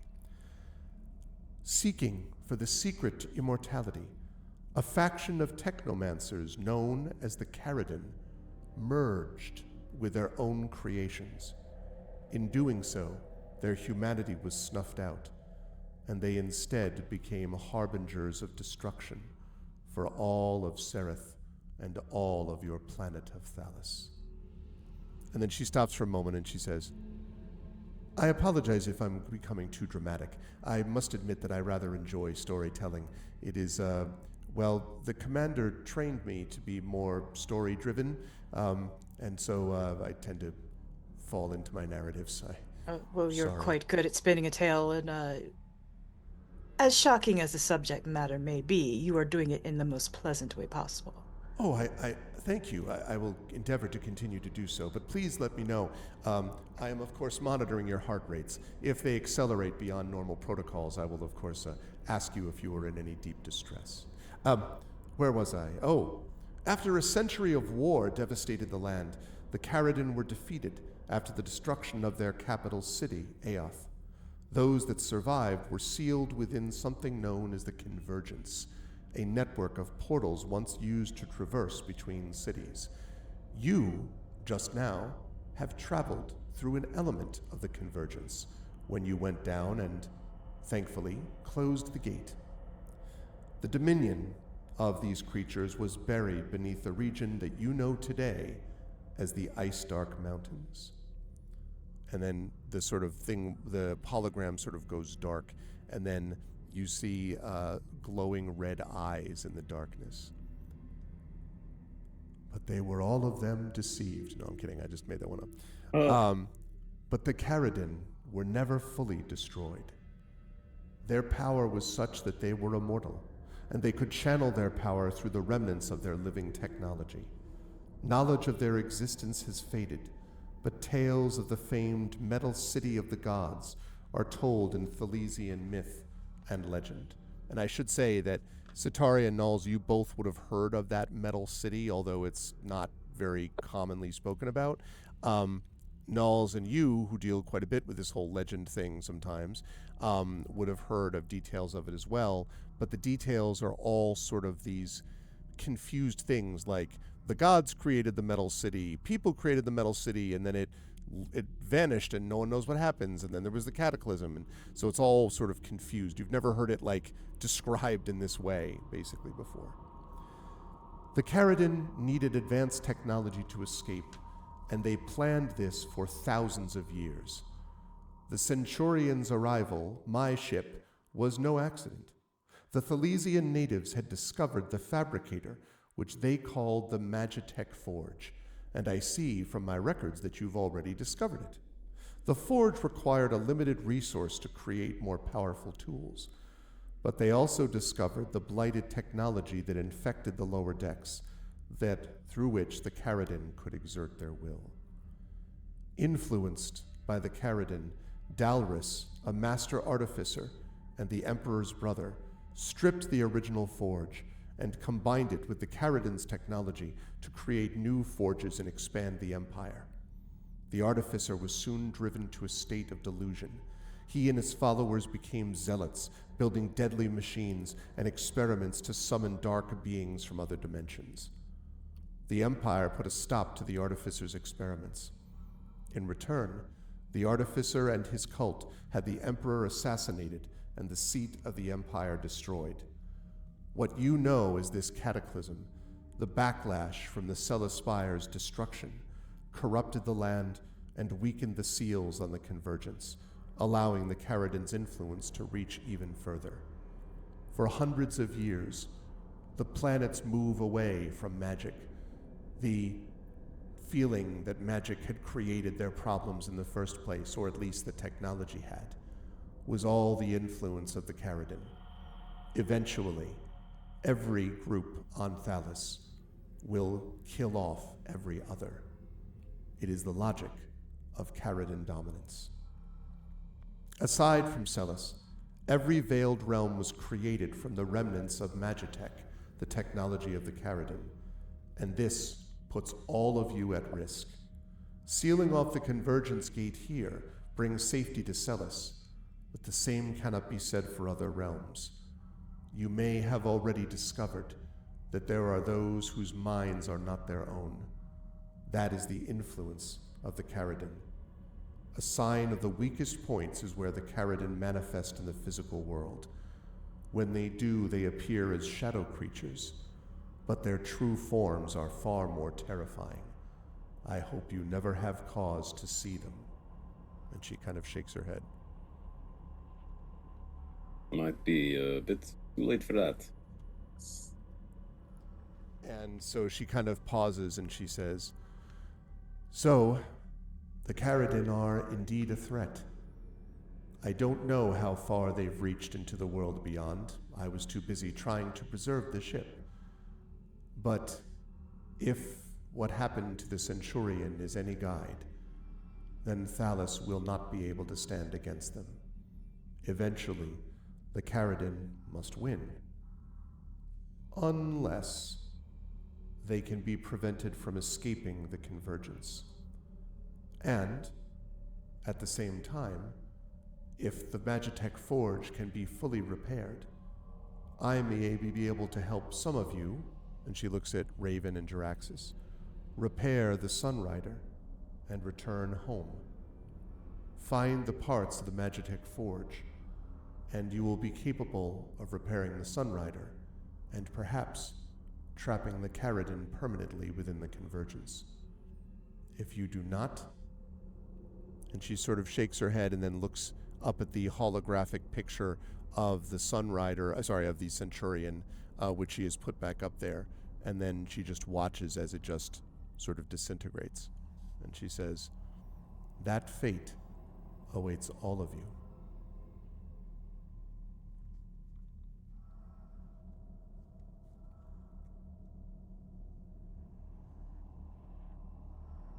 Jaraxxus has been standing this whole time, partially because he was the only one in the group that wasn't exhausted. Right.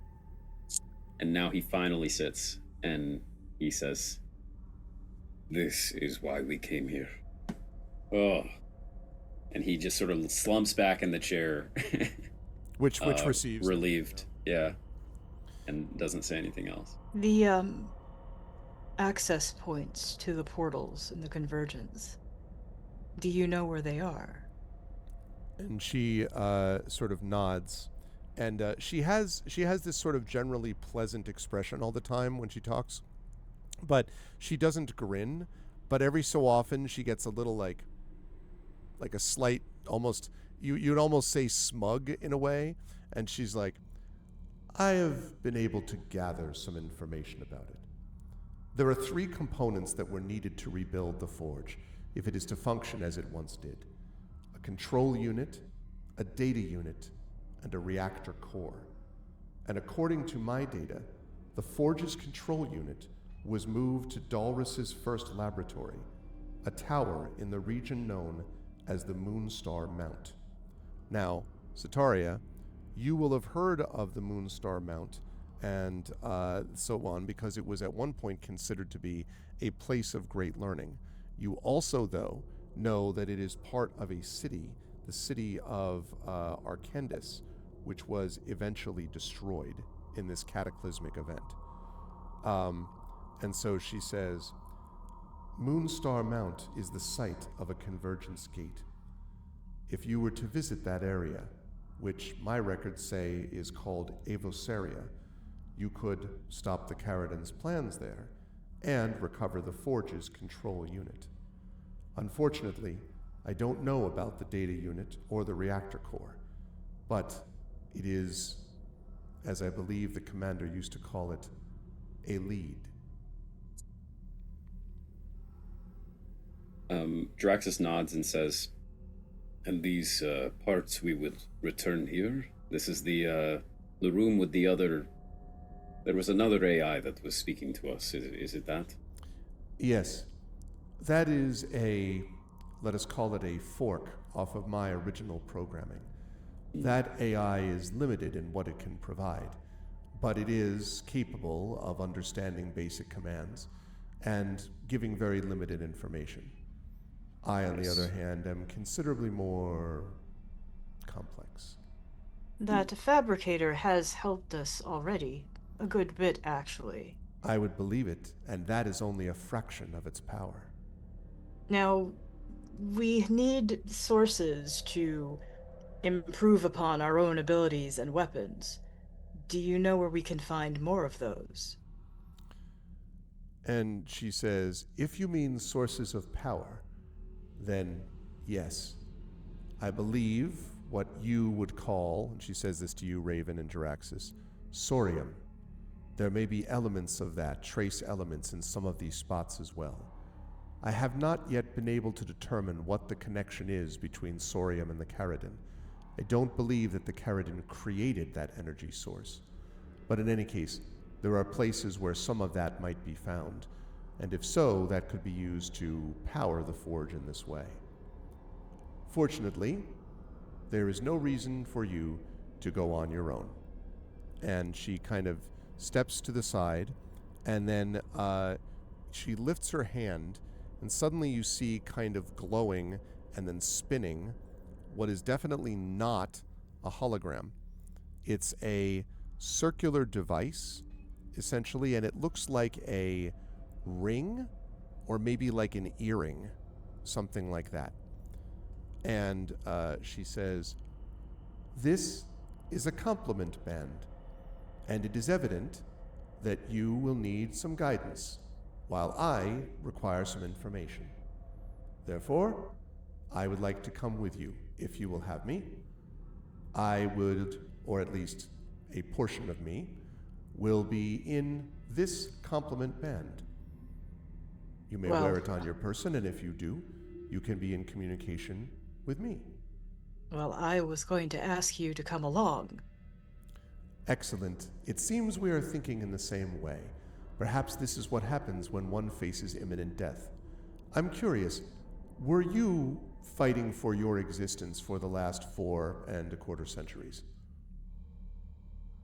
Well, I'm sure somewhere out there, wherever I existed before I was in corporeal form, I was struggling to make it into corporeal form, if you know what I mean. Absolutely. And she says this like she absolutely knows what you mean. Like, oh yeah, you know. She says, now, I must mention that I am, of course, an artificial intelligence, and therefore not affected by the same things that your intelligences are. It also means, however, that I may take holographic form, but not otherwise physical form. I suppose that's all a fine way of saying that these holographic chairs I provided you, that is unfortunately a function of the ship. In this complement band, I would be able to project an element of myself and would be able to provide some other sense benefits, I suppose, but would not be able to create things out of thin air. I am not a portable fabricator, is what I mean. So that offer you made earlier to give me to put me in an isolation booth and play music, you can't do that. I can do that here. On the ship. I can do that right here, of course, while we're on the ship. Would you like that? I'd be happy to do so. I have the following, and then you see this list that's like 10,000 like lists scrolling, and she's like, of every conceivable jazz, slow music, perhaps you prefer, there is a Lorendi lute music, which I know is quite popular. Like she's about to like go on about all the options, music options you could have. Well, I'm good. I do have a thought, and I don't completely understand how all this tech works. But you seem to know what's going on with the planet. For example, you know about the Sunrider. If it's all right with Jaraxxus and Raven, is there any way you can send some message to let them know that they and Jaraxxus's companions are here?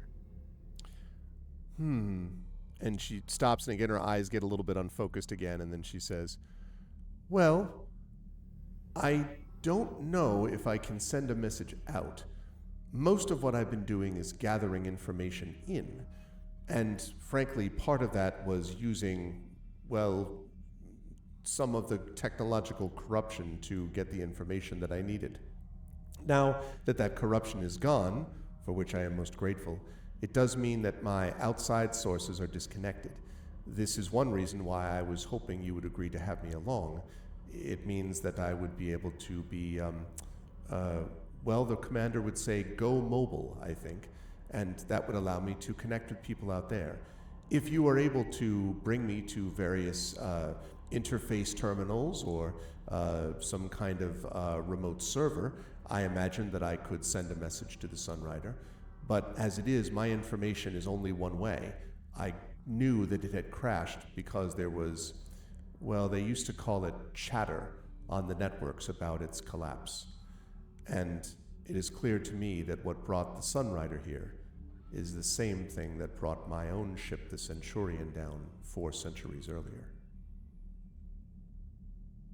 You mentioned the infection on the lower levels.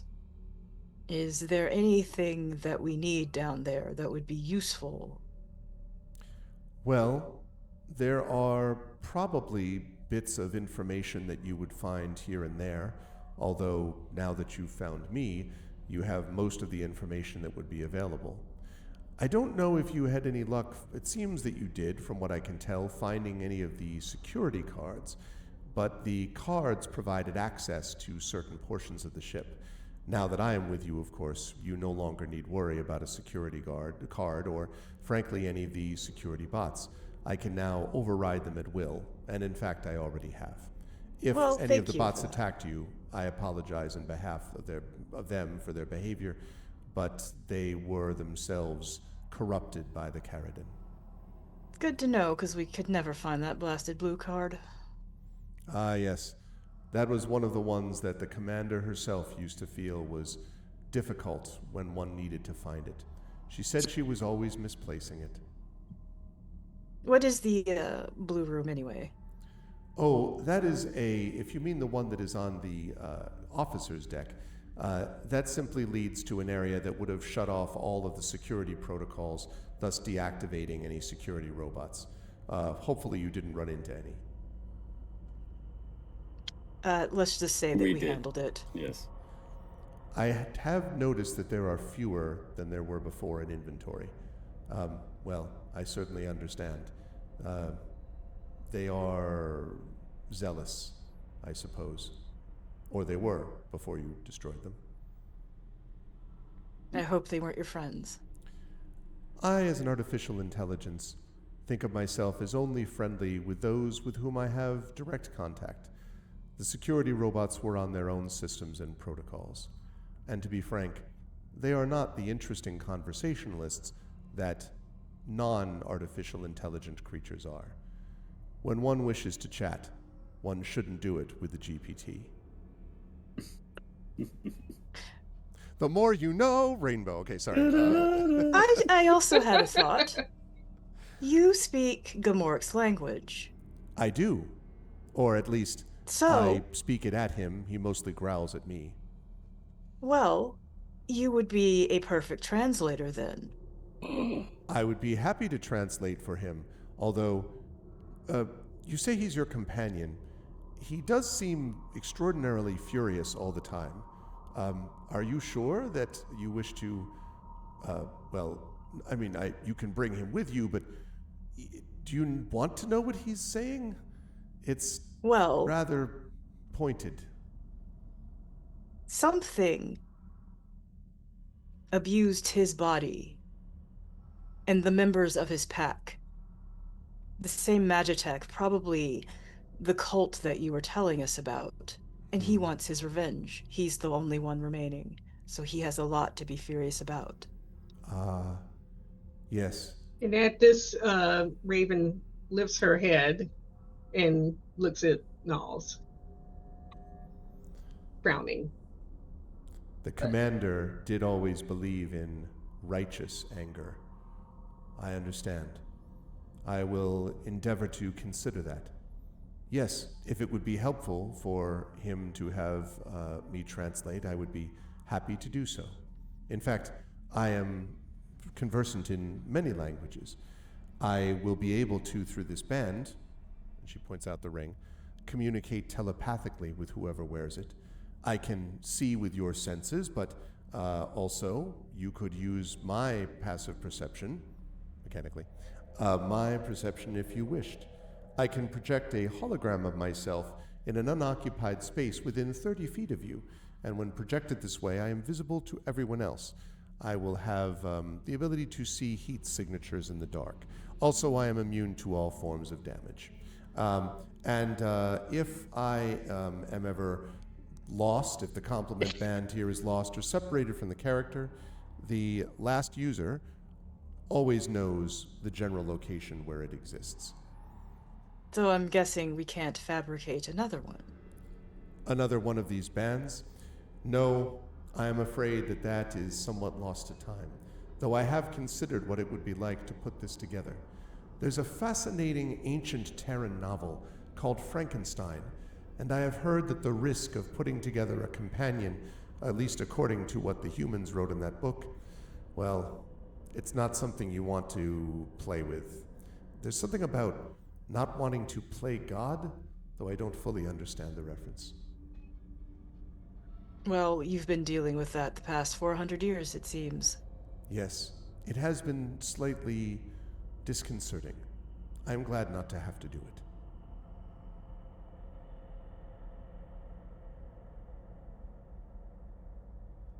I will tell you all, by the way, that mechanically what she said is more or less right, which is that you can wear this as like a ring or an earring, something like that, and that she will be able to communicate telepathically with that character, can see with the senses. She has her own passive perception of 14, can project a hologram of herself, immune to damage. She has blind sight and infravision of 10 feet.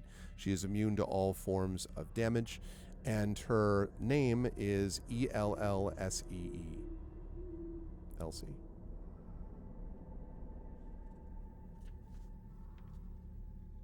Who should wear the ring is the question. I do have a question for you, Elsie. Of course. Are you familiar with the Silrain intergalactic matrix? Was that a thing when you were around? I was cognizant of the Matrix, yes. Are you referring to your celebrity as part of this? You know? Oh, well, I have you've been hearing understood. everything in the ship, yes. I have heard everything in the ship, and my understanding is that you were a significant force of influence. I was? assumed perhaps a galactic president or perhaps an incredible scientist of enormous renown. Yes. But I have been Yes, out of the loop for 423 Right. years. I haven't been alive for that long, but I wish to reconnect to my people, as we say. I can understand that. Do you know if there is some way? I know eventually this will be possible if we can restore power and control and repair to the ship and head back out into the Silrain Arc. But do you know of any way to get a connection? It is the one thing I have struggled with since we crashed here. The answer to that is yes, I do, but it will require that we eliminate the technological corruption of the Caridin. Because while they are in charge of these convergence points in the planet, they set up essentially a, to oversimplify, field of static. It is impossible to pierce it. Otherwise, we would have sent distress signals back to the Centurions' launching point many hundreds of years ago. In fact, the command module, which still is somewhere up there in orbit, perhaps getting to that command module would allow us to reach outside of the influence of the Caridin. But anything on this planet is subject to its interference until we can eliminate it. I see. And Jaraxxus sort of sinks into his seat again, but seems to accept the knowledge. I should ask, your wolf companion has been pacing back and forth and is continuing to growl, "This is a waste of time." I am curious if there will be a stage at which you depart to meet him. I have conveyed to him that you are currently speaking with me, and his response continues to be to snarl, growl, and bite as if he's threatening the air. So I am under the understanding from previous experience that this is not a positive reaction. Well, is it possible that we may reunite with him and still speak with you? Oh, I would imagine so. It's up to you as to how you wish to handle him. I, of course, bear him no animosity. He seems like a very fascinating creature. But of course, what he thinks of me is certainly up to him to decide. Well, he is quite protective, and we disappeared for a while. I'm sure he was concerned, but he doesn't want to say it. Yes, as I was speaking to him, he did want to know what had happened to all of you, and when I explained that all of you were fine, he growled something to the effect of, "Then get them back up here and get out of my head," and then some words that are perhaps beyond the normal bounds of polite conversation. He misses us. And Nals winks.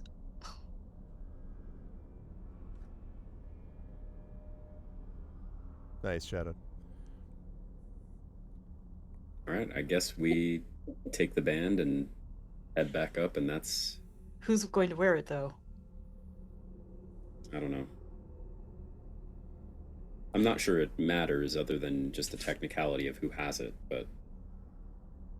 Yeah, that's the big thing, because, if that person, gets separated somehow, or, Jaraxxus grabs his tentacles. Nels has the bond, been talking to her, and could use her translation services with Gamork, so. I can't believe you haven't thought of the obvious solution, which is to just Give it to Gamork. put it on Gamork's paw, and just Oh, I thought about that. watch the humor. The dynamic go. duo. No, I'm here to tell you that the GM would prefer not to be spending much of this time talking to himself. I'm happy to talk about some of these things, but Well, you could be a little bit more polite. yeah, exactly. It's the new buddy comedy, Gamork and Elsie, launching in the theaters, March. Yes. That sounds like something out of Family Guy. Yeah. Gamork and Elsie. One's a dire cybernetically enhanced wolf, and the other a Is an 423-year-old artificial intelligence. And together, they're Gamork and Elsie. Yeah, Nalik, you take it. All right, I'll take the ring. And as we pull the camera back, I think, getting ready to see what happens when these folks leave the ship, perhaps the camera pulls back and then zooms up to Gamork, who is sort of sitting on his haunches, kind of staring intently at the hole to which everyone originally vanished, and then lifts his head as if hearing something, and then growls, "Rare," as if annoyed about something. And Nalik says, "Did I not say that we would be back?" Elsie, could you translate that to him in the manner that I spoke it? Elsie does, and then he says, if he wanted advice from a dream-walking singer, he would have asked for it directly. Then he growled and turned his back on the hole. So everything seems Missed to be you going too, well. buddy. That's where we're going to bring our session to a close with one note to the party, which is that the group has leveled up to level 6. Yay!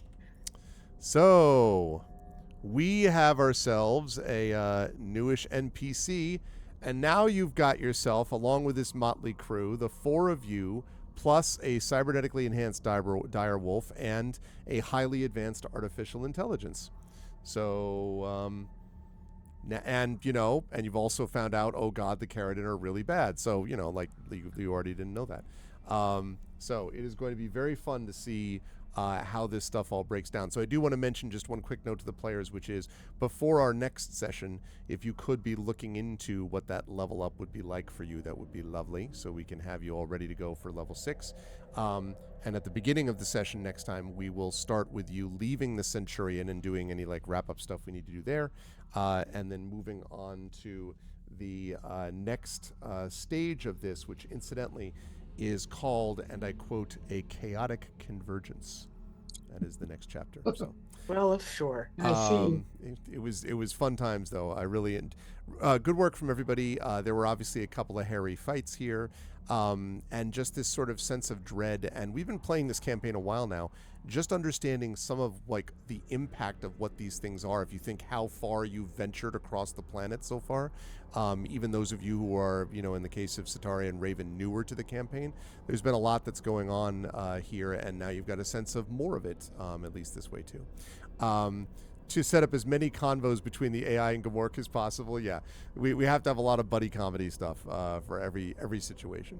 I will start with Zach, bottom right. And we will have, by the way, chat, next time, we'll have some more maps and pictures for you. I know we spent a lot of time not on a map this time, but there are more maps to come. Zach, good stuff today with Dr. Jaraxxus. Obviously, some big damage from the sprite beams, so that was good in a combat sense. But also, and I love the grabbing the tentacles thing, by the way, that was also very funny.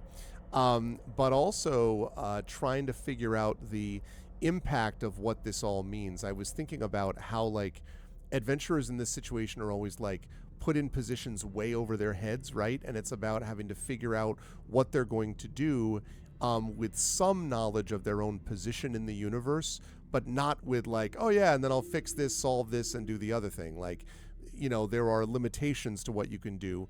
At least you have more information than you had before, but if anything, that may have just added to the oh crap factor of what you have to do to sort of get off this rock, as they say, and save these people. So, but good work today. How did you feel about today, Zach, and where will the lovely folks find you next?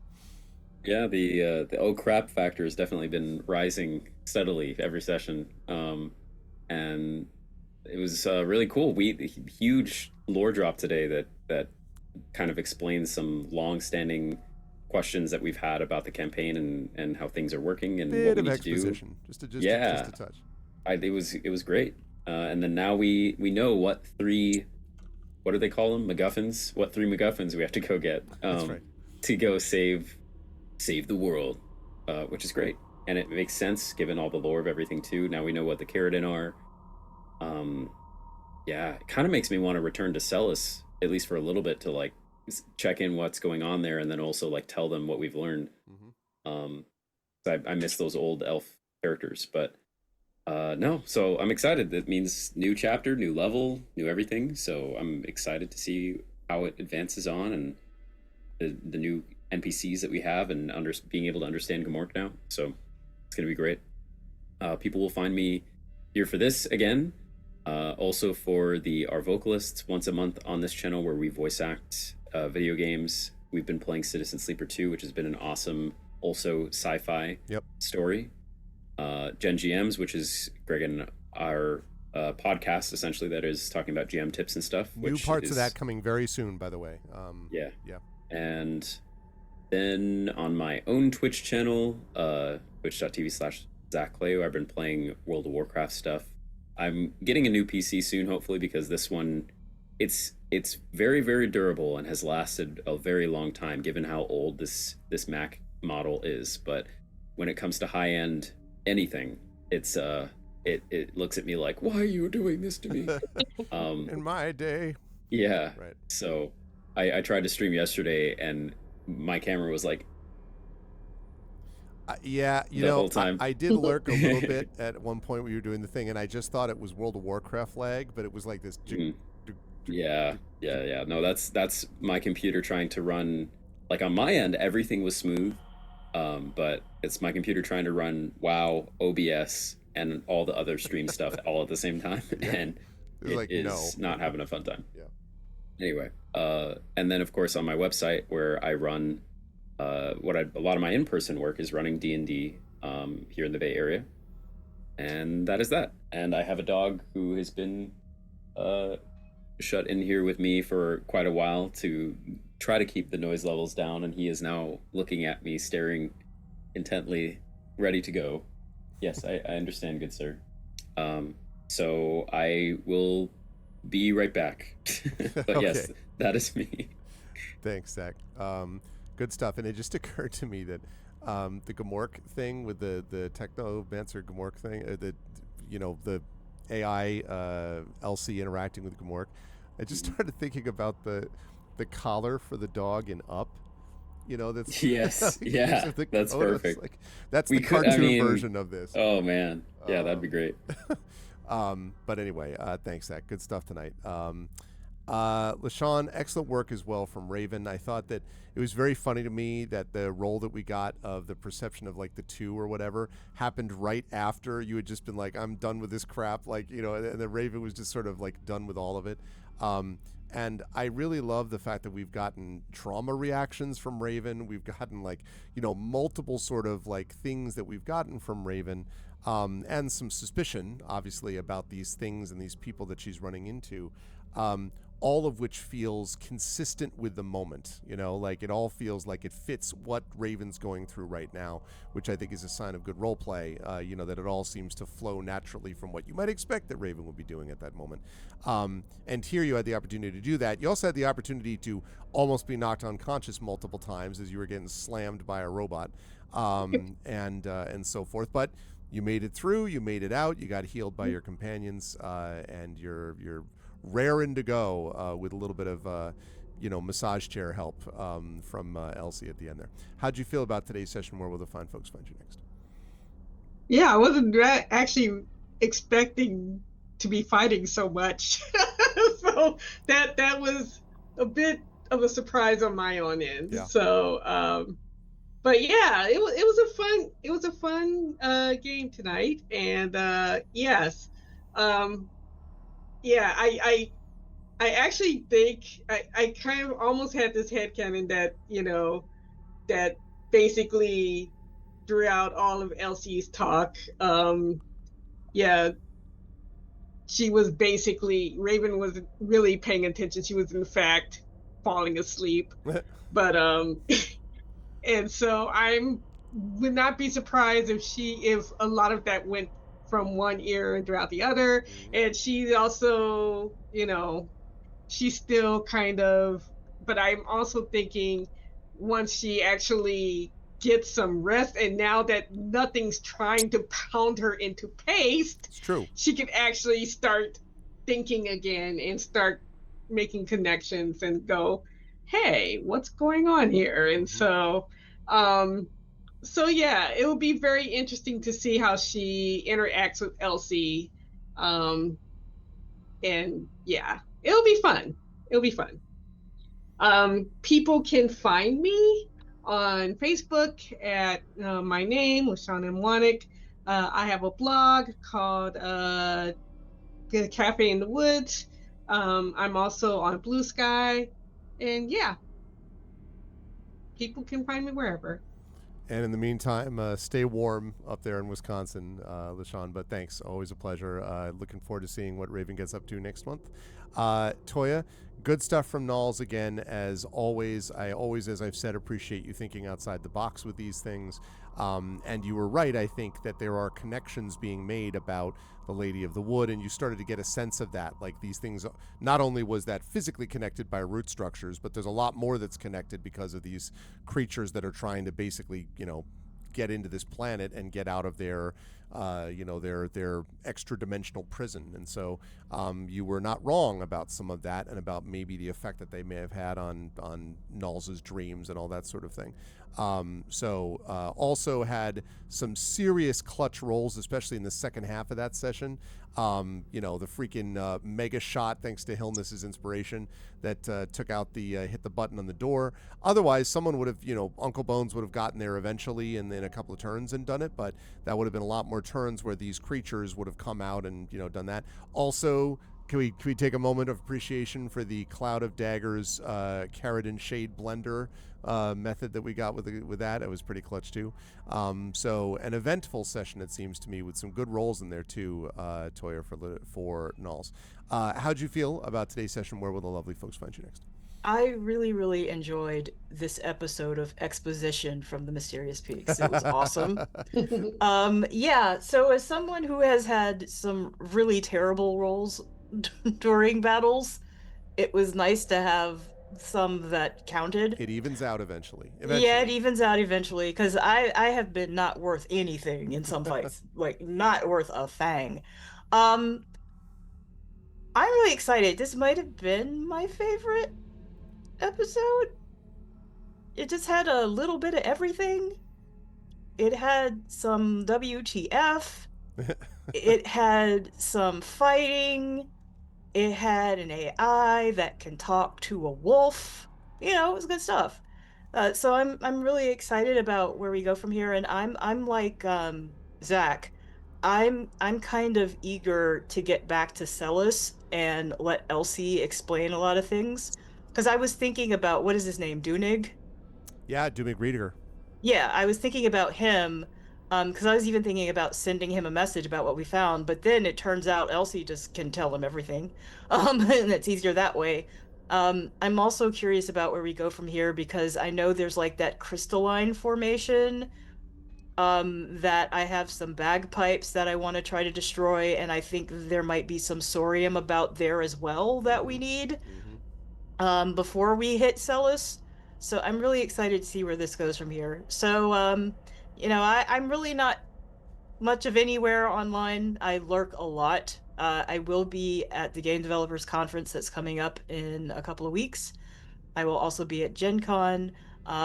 If you need any editing work whatsoever, if you need any game writing, narrative design, please hit me up on my website, which is at the links at schnoodlemedia.com. Also, I am working on my own interactive fiction right now. If you would like to help support that, I do have a coffee, which there's also a link there, and I much appreciate it. Yeah, good stuff. And again, I always say, please do reach out to Toya, because Toya is great at all previous things mentioned. So, but thank you, Toya. Good stuff tonight. Yeah, and I'm excited to see what happens next month too. Rhiannon, last but not least, first of all, clutch heals at the moments that were needed. Again, because like staying ahead of the DPS that was being put out by this thing, especially since Raven was, as we discussed, not really what you would, not your prototypical tank. And in fact, the four of you don't technically really have a prototypical tank, except maybe in the form of Gamork, who, when he can't fit down a hole, then you're out of luck. And so Raven, because of circumstances, was up there and was getting, smashed around quite a bit, and so your heals were very important there. Also, your spiritual weapon was super clutch, so there was that. And now there's, of course, the question that's going to be about the fact that you have your own understanding of what happened during the Cataclysm with the Celis Spire. As we talked about, your sort of opinions towards Magitech are not necessarily what a lot of people on Thalis's would be, which is that it's not just, it's all bad and screw it all and destroy it all and everything else. So to know some of the implications of how it ended up that way, it'd be interested to see how Setaria reacts to that going on forward throughout the campaign. But how did you feel about today's session? Where will the lovely folks find you next, Rhiannon? I always like it when I can heal. That's what she was spec'd to do. Yep. She got to do some of that. Yep. Let's do it. That and forensics apparently is my double career now. Yeah, absolutely. No forensics that's true. You had the whole acid. That's true. The whole acid. Well, that's true. I did have the acids this episode. Yeah. So my newest thing out this month from Beneath Ceaseless Skies, which is hard to say. Yeah. When it's late and I'm tired. I have a short story out in that. The Science Fantasy Month. So if you'd like to see a little bit of my writing, I worked really hard on that story, and check it out. And I think, let me see if I can find this. I have a link. Yes. So is this Like Thorns on Her Tongue? Yes. Great title, by the way. Thank you. So here, I just put in chat. Here is the link. Beneath Ceaseless Skies is good stuff. Scott Andrews is the editor for that, and they do really good work over at BCS and have for a long time. So yeah, check that out, everybody, and spread the word and all that. And Rhiannon's an excellent writer, so you should check that out. And very glad that Rhiannon has been able to join us for this campaign too. So. But that said, we will not be seeing these folks tomorrow because we rescheduled today. Just so you know, chat, we are trying. One of our number is going to have some difficulty doing some Saturdays, but we are going to be able to do, we think, at least one Saturday a month. My goal eventually is to get 2 sessions every month for the Eberron group and 2 sessions every month for this group. Is what I want to do because I can get 2 sessions of my Dragonbane group on Tuesdays. This is what I want to do.